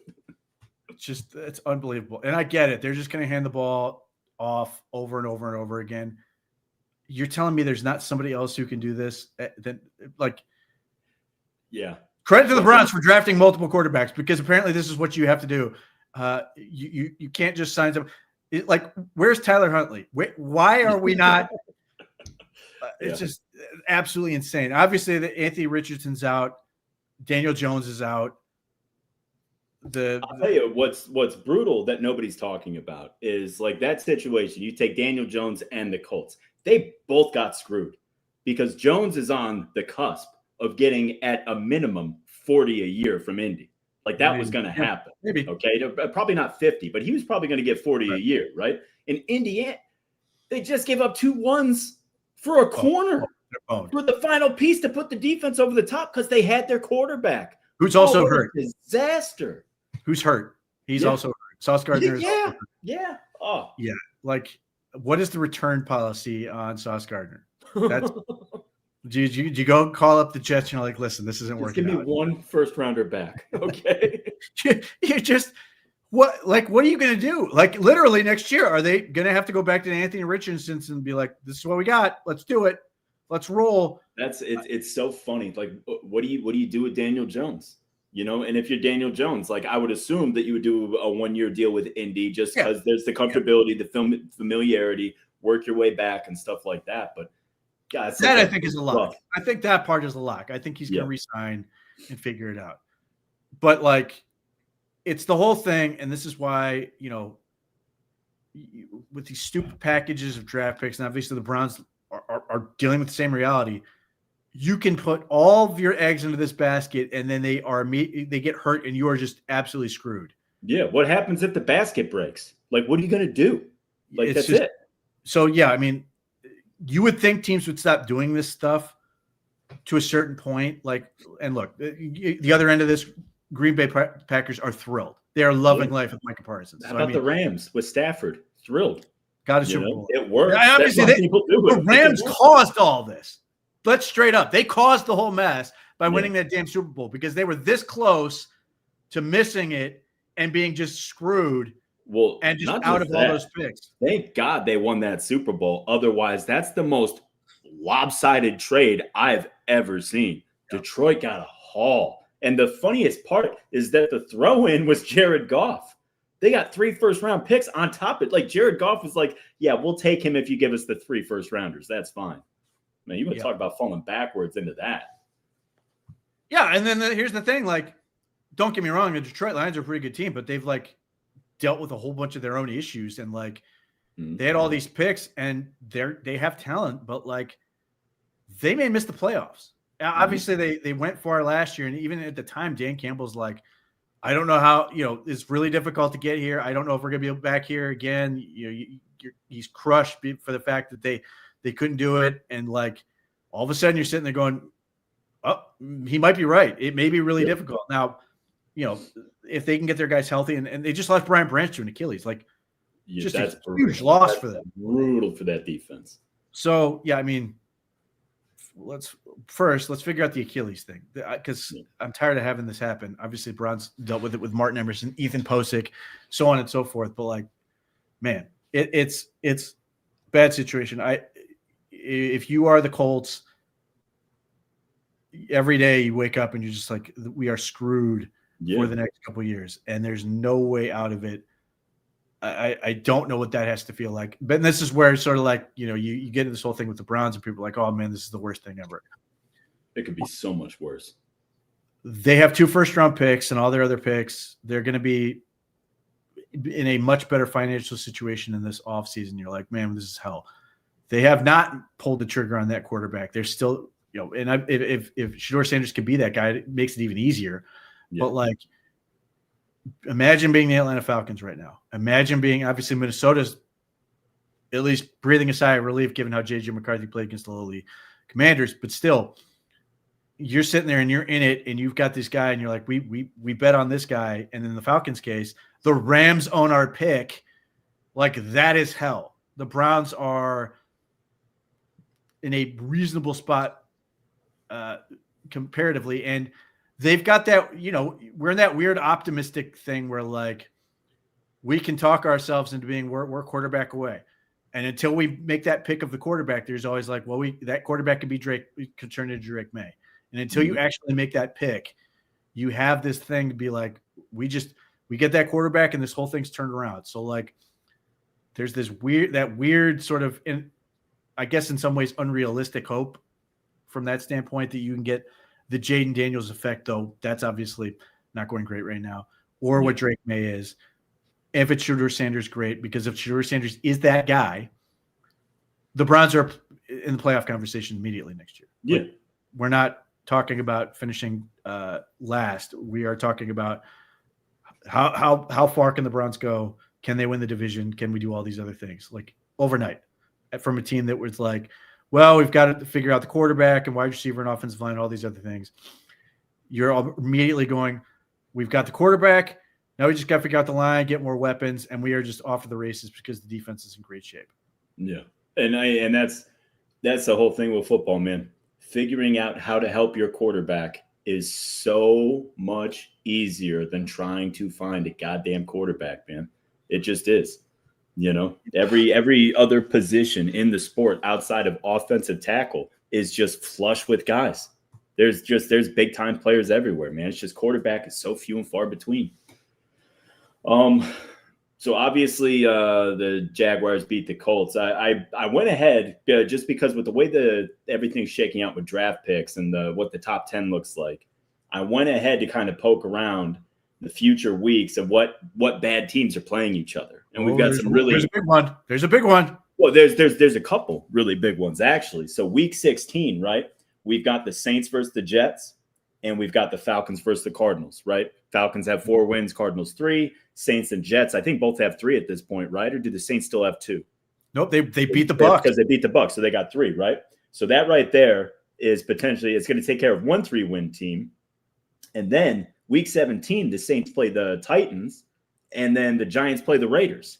So the Giants and the Raiders are 2 2-win teams, and the Titans play the Saints. This is good, Pete. This is good stuff. We're pitting all these bad teams against each other. The Giants Raiders game is enormous. That's somebody has to win this football game. Yeah. That's it. Yeah.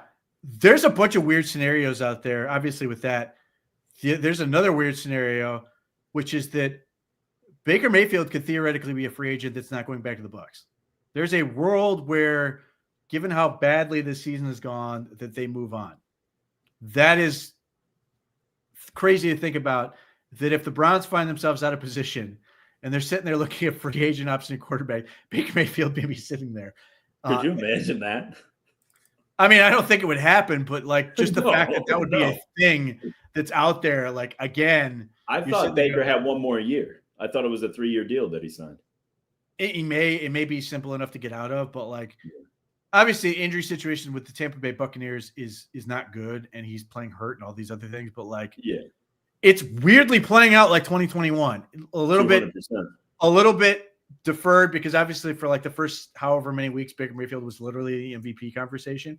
Yeah. Whereas in 2021, he looked fantastic week 1, and they got hurt, looked great until he hurt himself week 2. And then all of a sudden it went to crap. Yeah. And 80% completion percentage through those first 2 weeks. Yes. He was dialed in. It was awesome. And then now he's like at the bottom in terms of completion percentage over expectation. His accuracy is just off. I would be very surprised if Tampa moves on. They love him. I don't know if they have another way to go, and they've got they've got a lot of things they have to figure out. But just that is a scenario that could play out where they're just like, we've got to tear this thing down. We've got to sort of start moving on. That is a potential situation that goes out there. But I don't know if the Bucs play anyone else that matters. But I'm hoping they do, because they are falling flat on their face. They get the Falcons. They get the Falcons.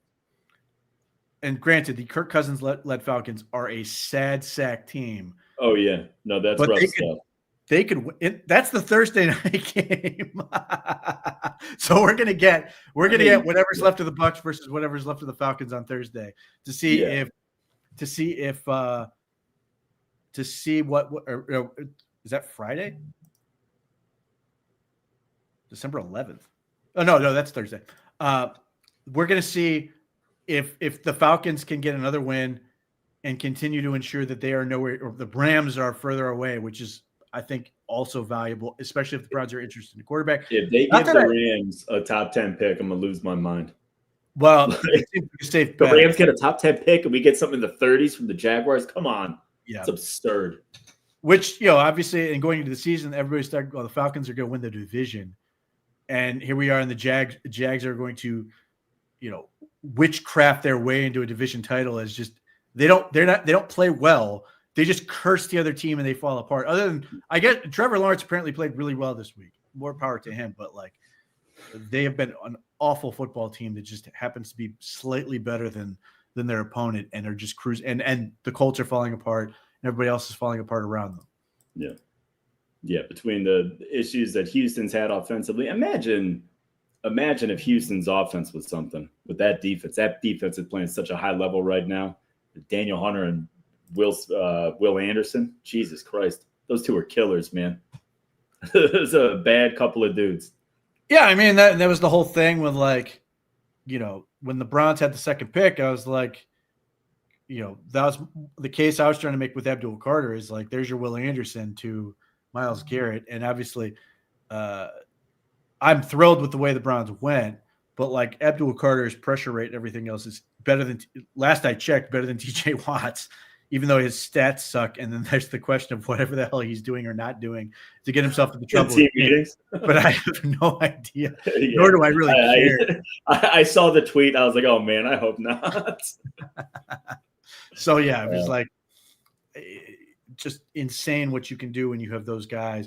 Or like the other example was like back when Houston had JJ Watt and Jadeveon Clowney just destroyed the playoffs that year.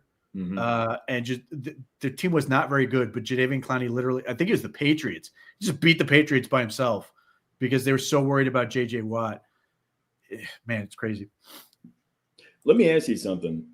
In what scenario do you not go offense in the first round?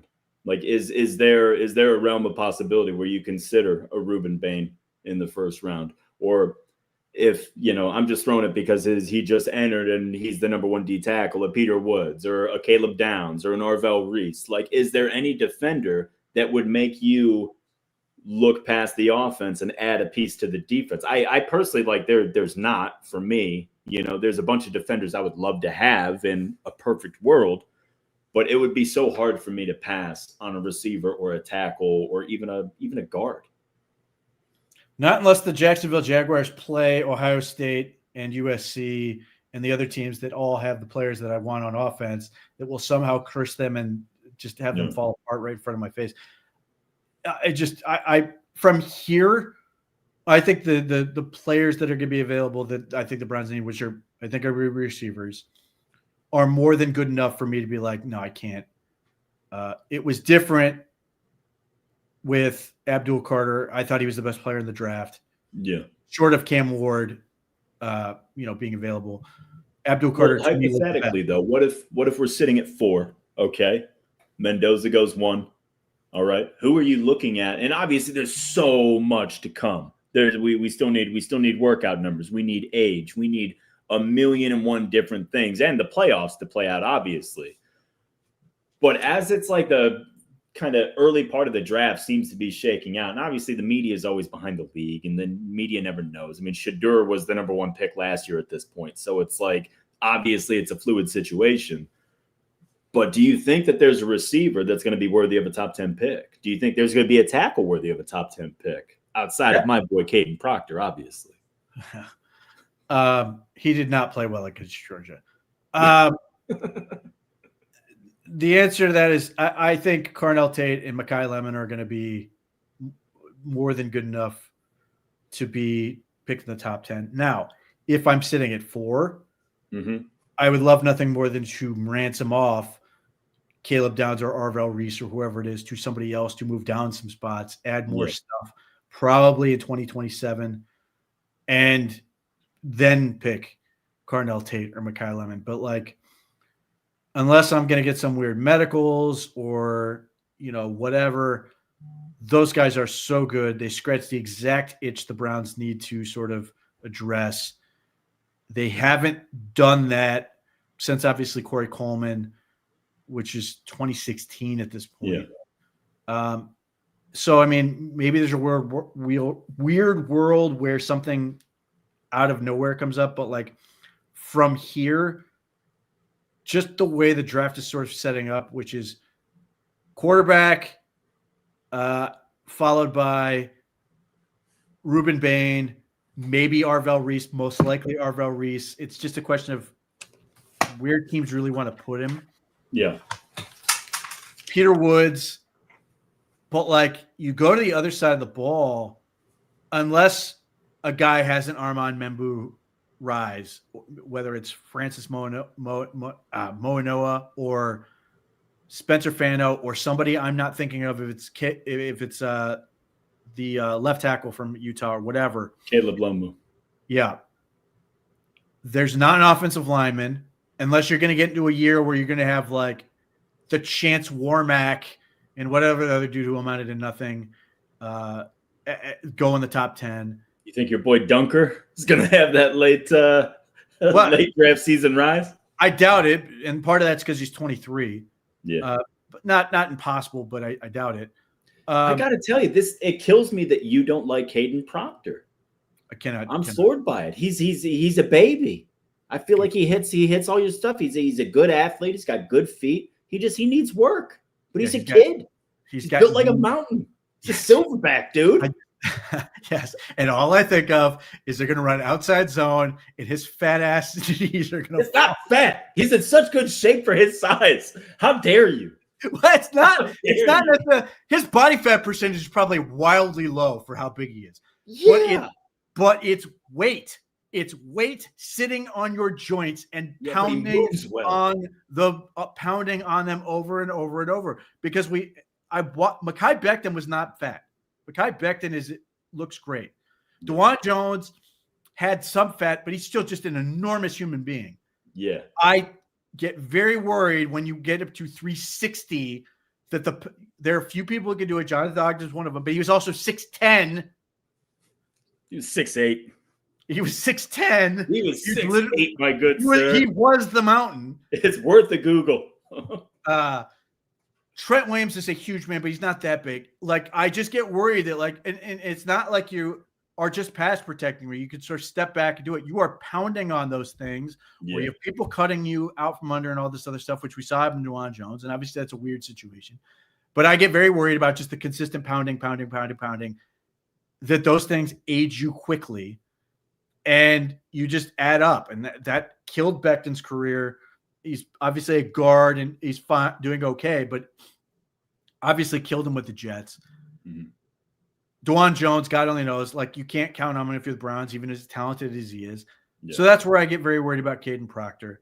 I want, this is the thing, like 320 feels small now. These are huge people, and I want like some athletes.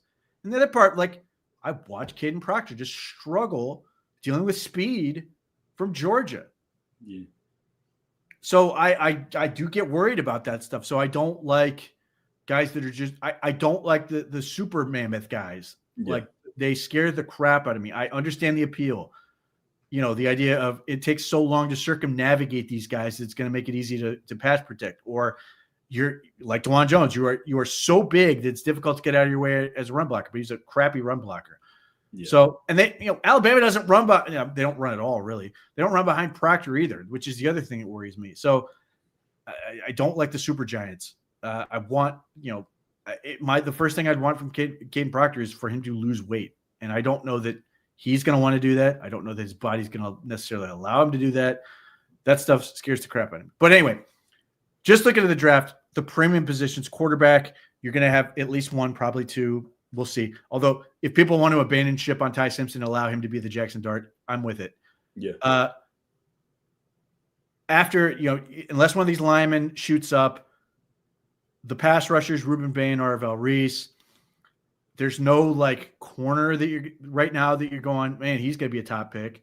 Yeah. There's no Peter Woods. Maybe he's going to end up somewhere in that top 10, but like, you don't have those classic positions that you sort of naturally fill out. So I get very worried looking at this that they're going to look at particularly Carnell Tate, but also Mekhi Lemon might slip just because he's not the classic 6'2", 200 and something pounds, but he may get a huge bump from a guy like Jackson Smith and Jigba, who's absolutely crushing the league, basically the same build. Maybe they hold it against him because Mekhi Lemon is primarily a slot player, but he's a 50-50 ball demon. He's so good competing for the ball. He crushed it in bad weather if you're a team like the Browns. Like him playing against Iowa, he had no problem in what was an ugly weather game. Yeah. So those guys stand out. Like the wide receivers are now the premium position. So I think those guys go fast. Maybe the depth carries this thing. I don't see it. I don't love Denzel Boston. I don't love a lot of these guys.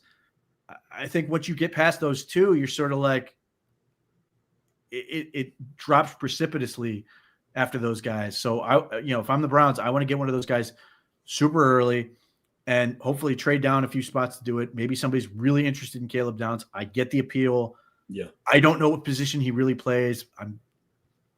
I think he plays slot, but whatever. Or strong safety, which the Browns don't need. Pete, let me ask you something, because the more I watch Caleb Downs play, and it's so funny that everybody wants us to take him and replace Ronnie Hickman. I feel like he plays just like Ronnie Hickman. He's just better. Yes. Like it's the same style of play. It's the same style of player. Like they've got like a lot of box tendencies, a lot of box skill sets, right? They play in the slot. Like, I don't know. It strikes me as the same guy. Like, I'm sure Caleb can do the free safety thing, but that's not necessarily who he is as a player. Not to this point. Like you watch all his highlights there at the line of scrimmage. Yeah.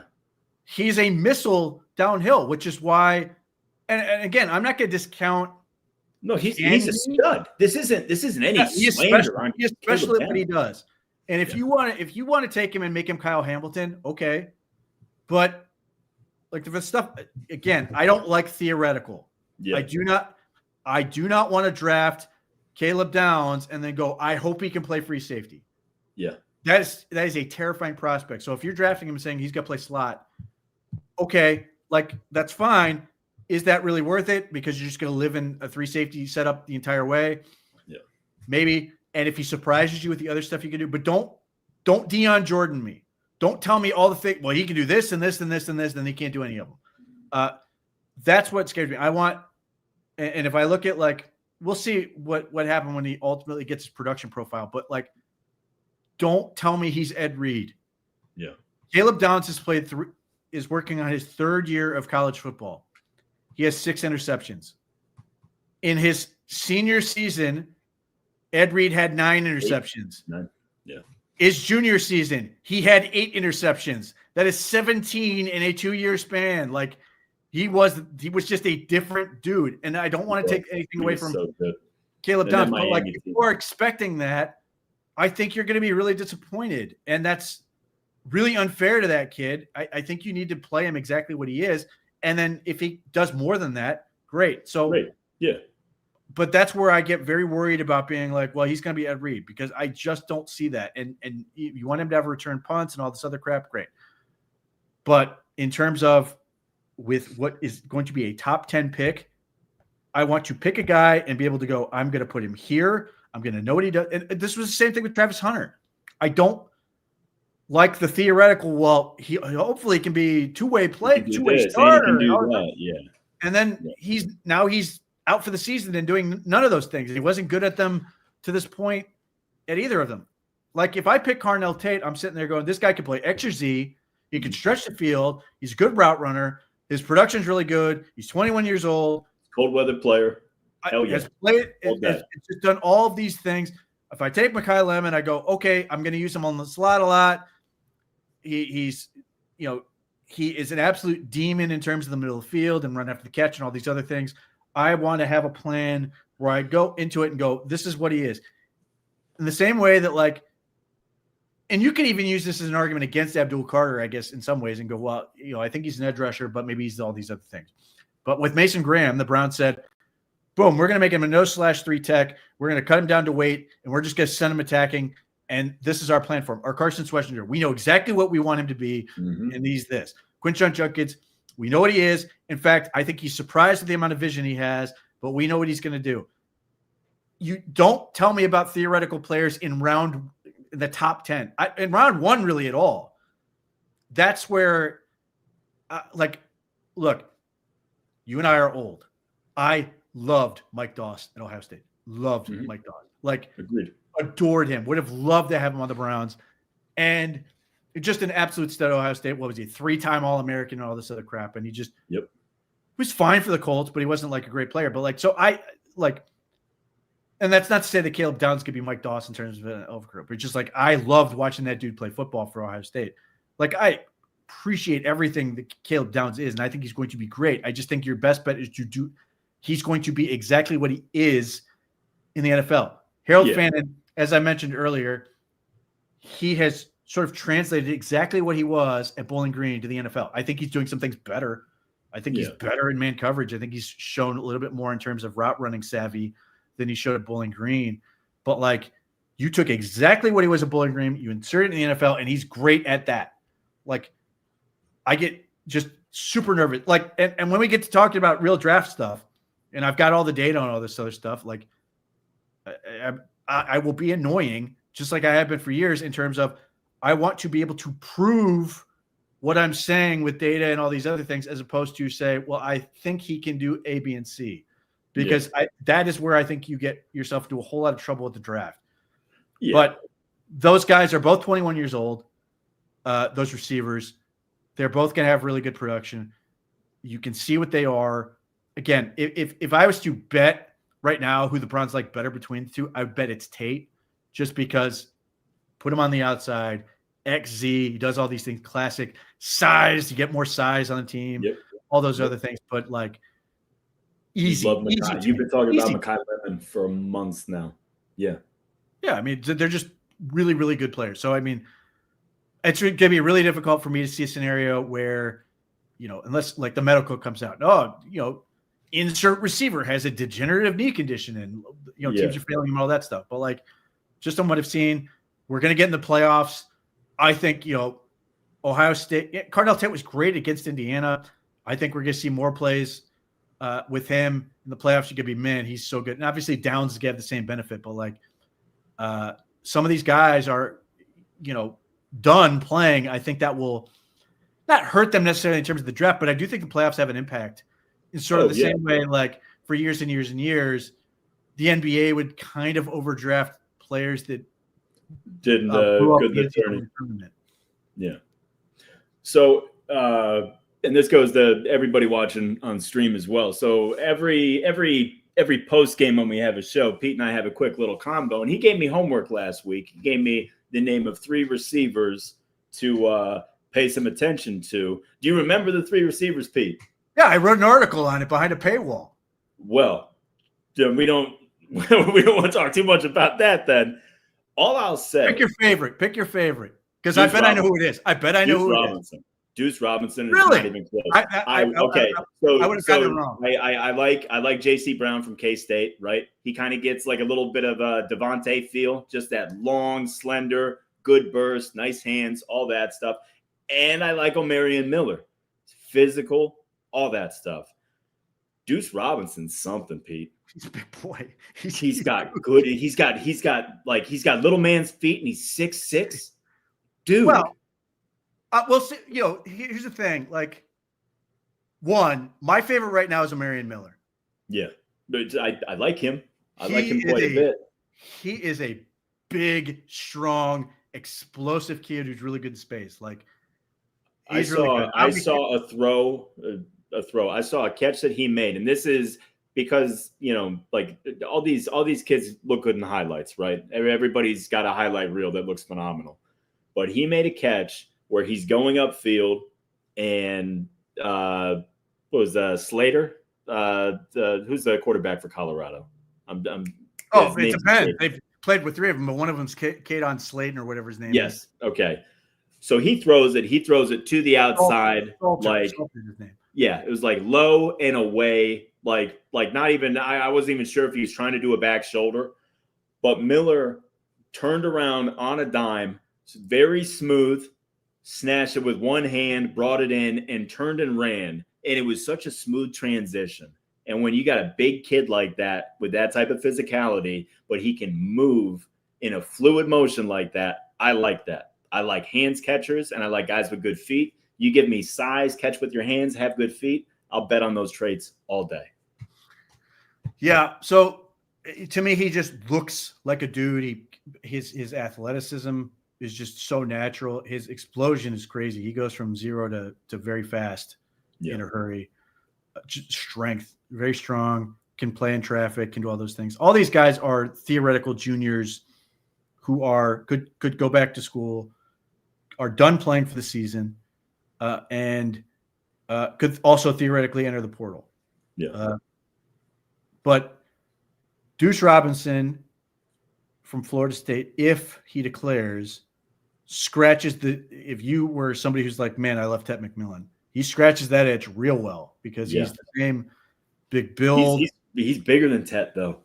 He's got solid. He's a big kid, man. He looks like a tight end. Former 5-star at USC that transferred to Florida State when they had Mekhi Lemon and Jacoby Lane and all these other guys. He can do the big body. Like, he's not really necessarily a high pointer, but he's a big body guy. He can use his body and box out people, but like, he's sneaky fast. Like, he's faster than you think he is. Now, I will be very curious to know, put him on the clock and see what he is. And how much is that just he's beating up on bad college athlete corners? I mean, maybe. Yeah.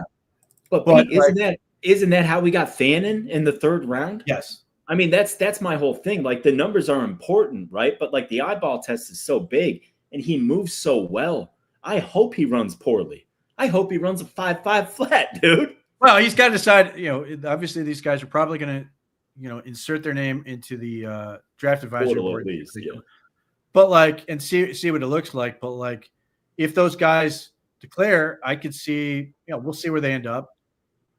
Chase Brown's going to be tough because he's smaller. But the other two, I could see both of them shoot up boards pretty quick. And if the Browns end up in a weird situation where they get the quarterback and they want to go get a receiver, I could see these guys being in the conversation for that next tier of guys, or just a really good value. But yeah, so many people were, man, the Browns should have taken Tet McMillan. Well, there's another guy. I don't think he's quite as fluid as Tet, but he has that size component. He can move his feet. He's more fluid than you think he would be. Yeah. He's one of those guys who you're surprised he's not a basketball player because looks like Tet had quite a few detractors as well. Tet wasn't some slam dunk prospect. A lot of people hated on Tet. I like Tet. It goes back to my whole thing. You give me a big body with little man feet, I'm all about that on the football field. Yeah, like, you play some of these teams who have itty bitty corners, and you're just like, what are they going to do? Mm-hmm. They got no answer for that. So I don't know if the Browns necessarily would love. I think they will probably want to get more size in the room. I don't know if they necessarily want to get that much size in the room unless he's a really good athlete. But like, he's a problem in terms of how you match up with a guy like that, and on a team with Harold Fannin and Cedric Tillman. And like, at some point, you got to find a way to cover these guys. And if you're a team with little corners, you're sort of screwed. I mean, so I'm kind of interested to see where that plays out. And all those guys could stay in school or enter the portal and cash in, all those other things. We'll see. The one I'm sort of curious about is Miller, just because Dion has, obviously could have said Travis Hunter stay in school another year. He encouraged him to declare it. Obviously it's going to depend on what Miller's feedback is, but if he gets a really good, report from the NFL, is Dion going to be like, go ahead and go to the NFL, or is he going to try to get him to stay at Colorado or whatever? But you think he's going to be able to, though? Because from all reports we're getting, like, Dion's not exactly held in high esteem in Colorado right now. The program. I mean, he went 3-9. Yeah, 3-9. Like, he's supposed to be, this whole hype thing, and it had not worked out. And obviously his health and other things have gotten sidetracked what he's trying to do there. But like, that's why I mentioned all these guys. They're on teams who are done. Florida State 5-7. Kansas State was 6-6, and their head coach is retiring. Yeah. Do these guys basically say, screw it, I'm ready to go? Or do they hop in the portal or whatever? I mean, if Robinson was to hop in the portal, which I think is unlikely, it'd be his third team. The other two have been where they are the entire way. But yeah, like, when we get to the underclassmen deadline, which is obviously we're seeing guys just declare now. But if we get to the middle of January and these guys are suddenly in the draft, I think that gets a little bit more interesting, or if the Browns want to double up or whatever. But those guys are intriguing to me as other options beyond the top two guys, which I think stand out. Like, if we get a beyond the quarterback element, if like Yeah. offensive tackle just crushes it and they're like, no, we got to get him, then I can see those guys become part of the conversation. All right. Well, as usual, Pete, wonderful work. It's always a pleasure. The absolute highlight of my week doing this show with you. And I'm glad that we finally have an offense worth talking about at least a little bit. But looking forward to Chicago this weekend. Any you know what? Before we leave, let's talk Ohio State real quick. All right. Oh, yeah. Personally, I hate the fact that the perfect season is now ruined. I have a little bit of issue with Brian Hartline just because I feel like the South Florida job isn't such a great job that you just drop everything on a dime on your team as they're in the midst of a historic run. All that being said, I think we're going to absolutely roast the competition in the playoffs. It's just like last year. We shot ourselves in the foot. We left points on the field, and we didn't execute. I think they're going to dial it up in the playoffs and absolutely run through everybody. That's just me. Well, let's start here. So this was a weekend when the Browns went for the two-point conversions. On Saturday, I watched John Carroll upset Mount Union because I've got a couple of kids I coached that played at John Carroll, one of which, shout out Chris Golson, had a big forced fumble deep in their own territory to help get that game to overtime. But they get to the first overtime, and John Carroll blocks Mount Union's field goal. They drive right down to the 1.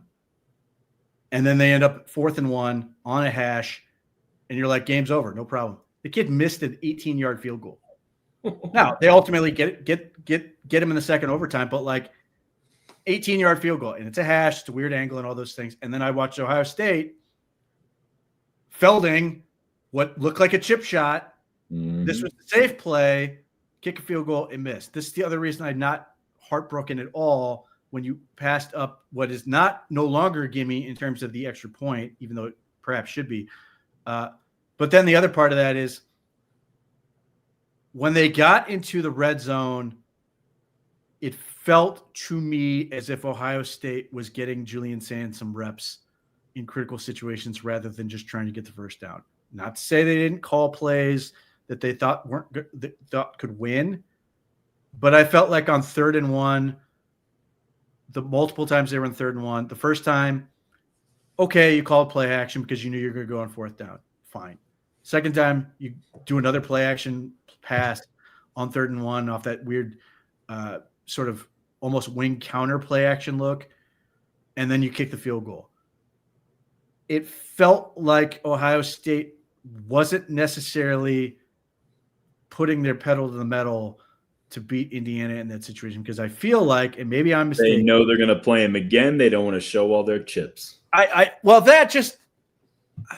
Look, Indiana did a really good job stopping the run, but I just feel like if Indiana's good. Yeah, Indiana's very good. Yeah.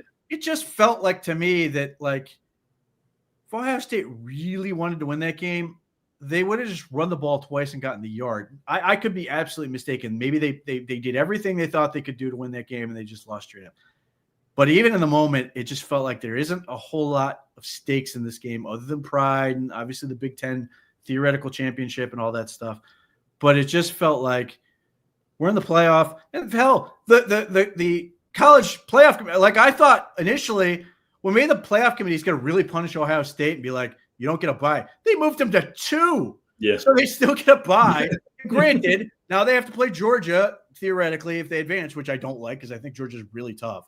Yeah. I think Indiana and Georgia are both real threats.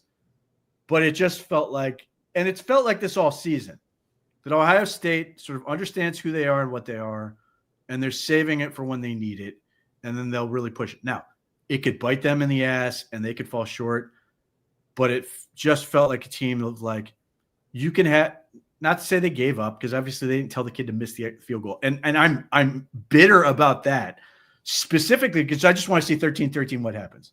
Yeah. Mendoza gets the ball back. What are we doing? Like, what's happening from here? There's a lot of awesome things that happen after that. But beyond that, it just felt like we're the returning national champs. We're trying to win it again. Okay, you get your Big Ten championship. This is a huge deal for you. Yeah. And, we'll see what happens. But I think just to me, it felt like Ohio State was sort of like, we'll be all right. In fact, Ryan Day looked unfazed after the game when he went to do the handshake. Mm-hmm. Look, I think Cignetti's a great coach. I think that team is great. I thought Mendoza played really, really well. Yeah. Julian Sand had a sort of bumpy ride in that one. Just not sure that they were fully engaged in that one. How much you want to blame Brian Hartline? Now they get multiple weeks to sort of figure it out without him. Maybe that gives them an extra bump, but it just felt like this entire season, Ohio State has done exactly what they need to do. They've never said, hey, we're going to go ahead and run it up on whoever to just make a point. It's like, we're going to take care of business. We're going to get out of here and we're going to move on. Yep. Well, as usual, great work, Peter. Always a pleasure. Thank you guys for sticking around. It's always a pleasure. And thank you to the OBR streaming network for hosting us. Let's go Browns, man. Big game Sunday against Chicago. Let's see if Shedeur can keep this going. And we'll see you next Tuesday, guys. We'll be back. Thanks again. We'll catch you guys later.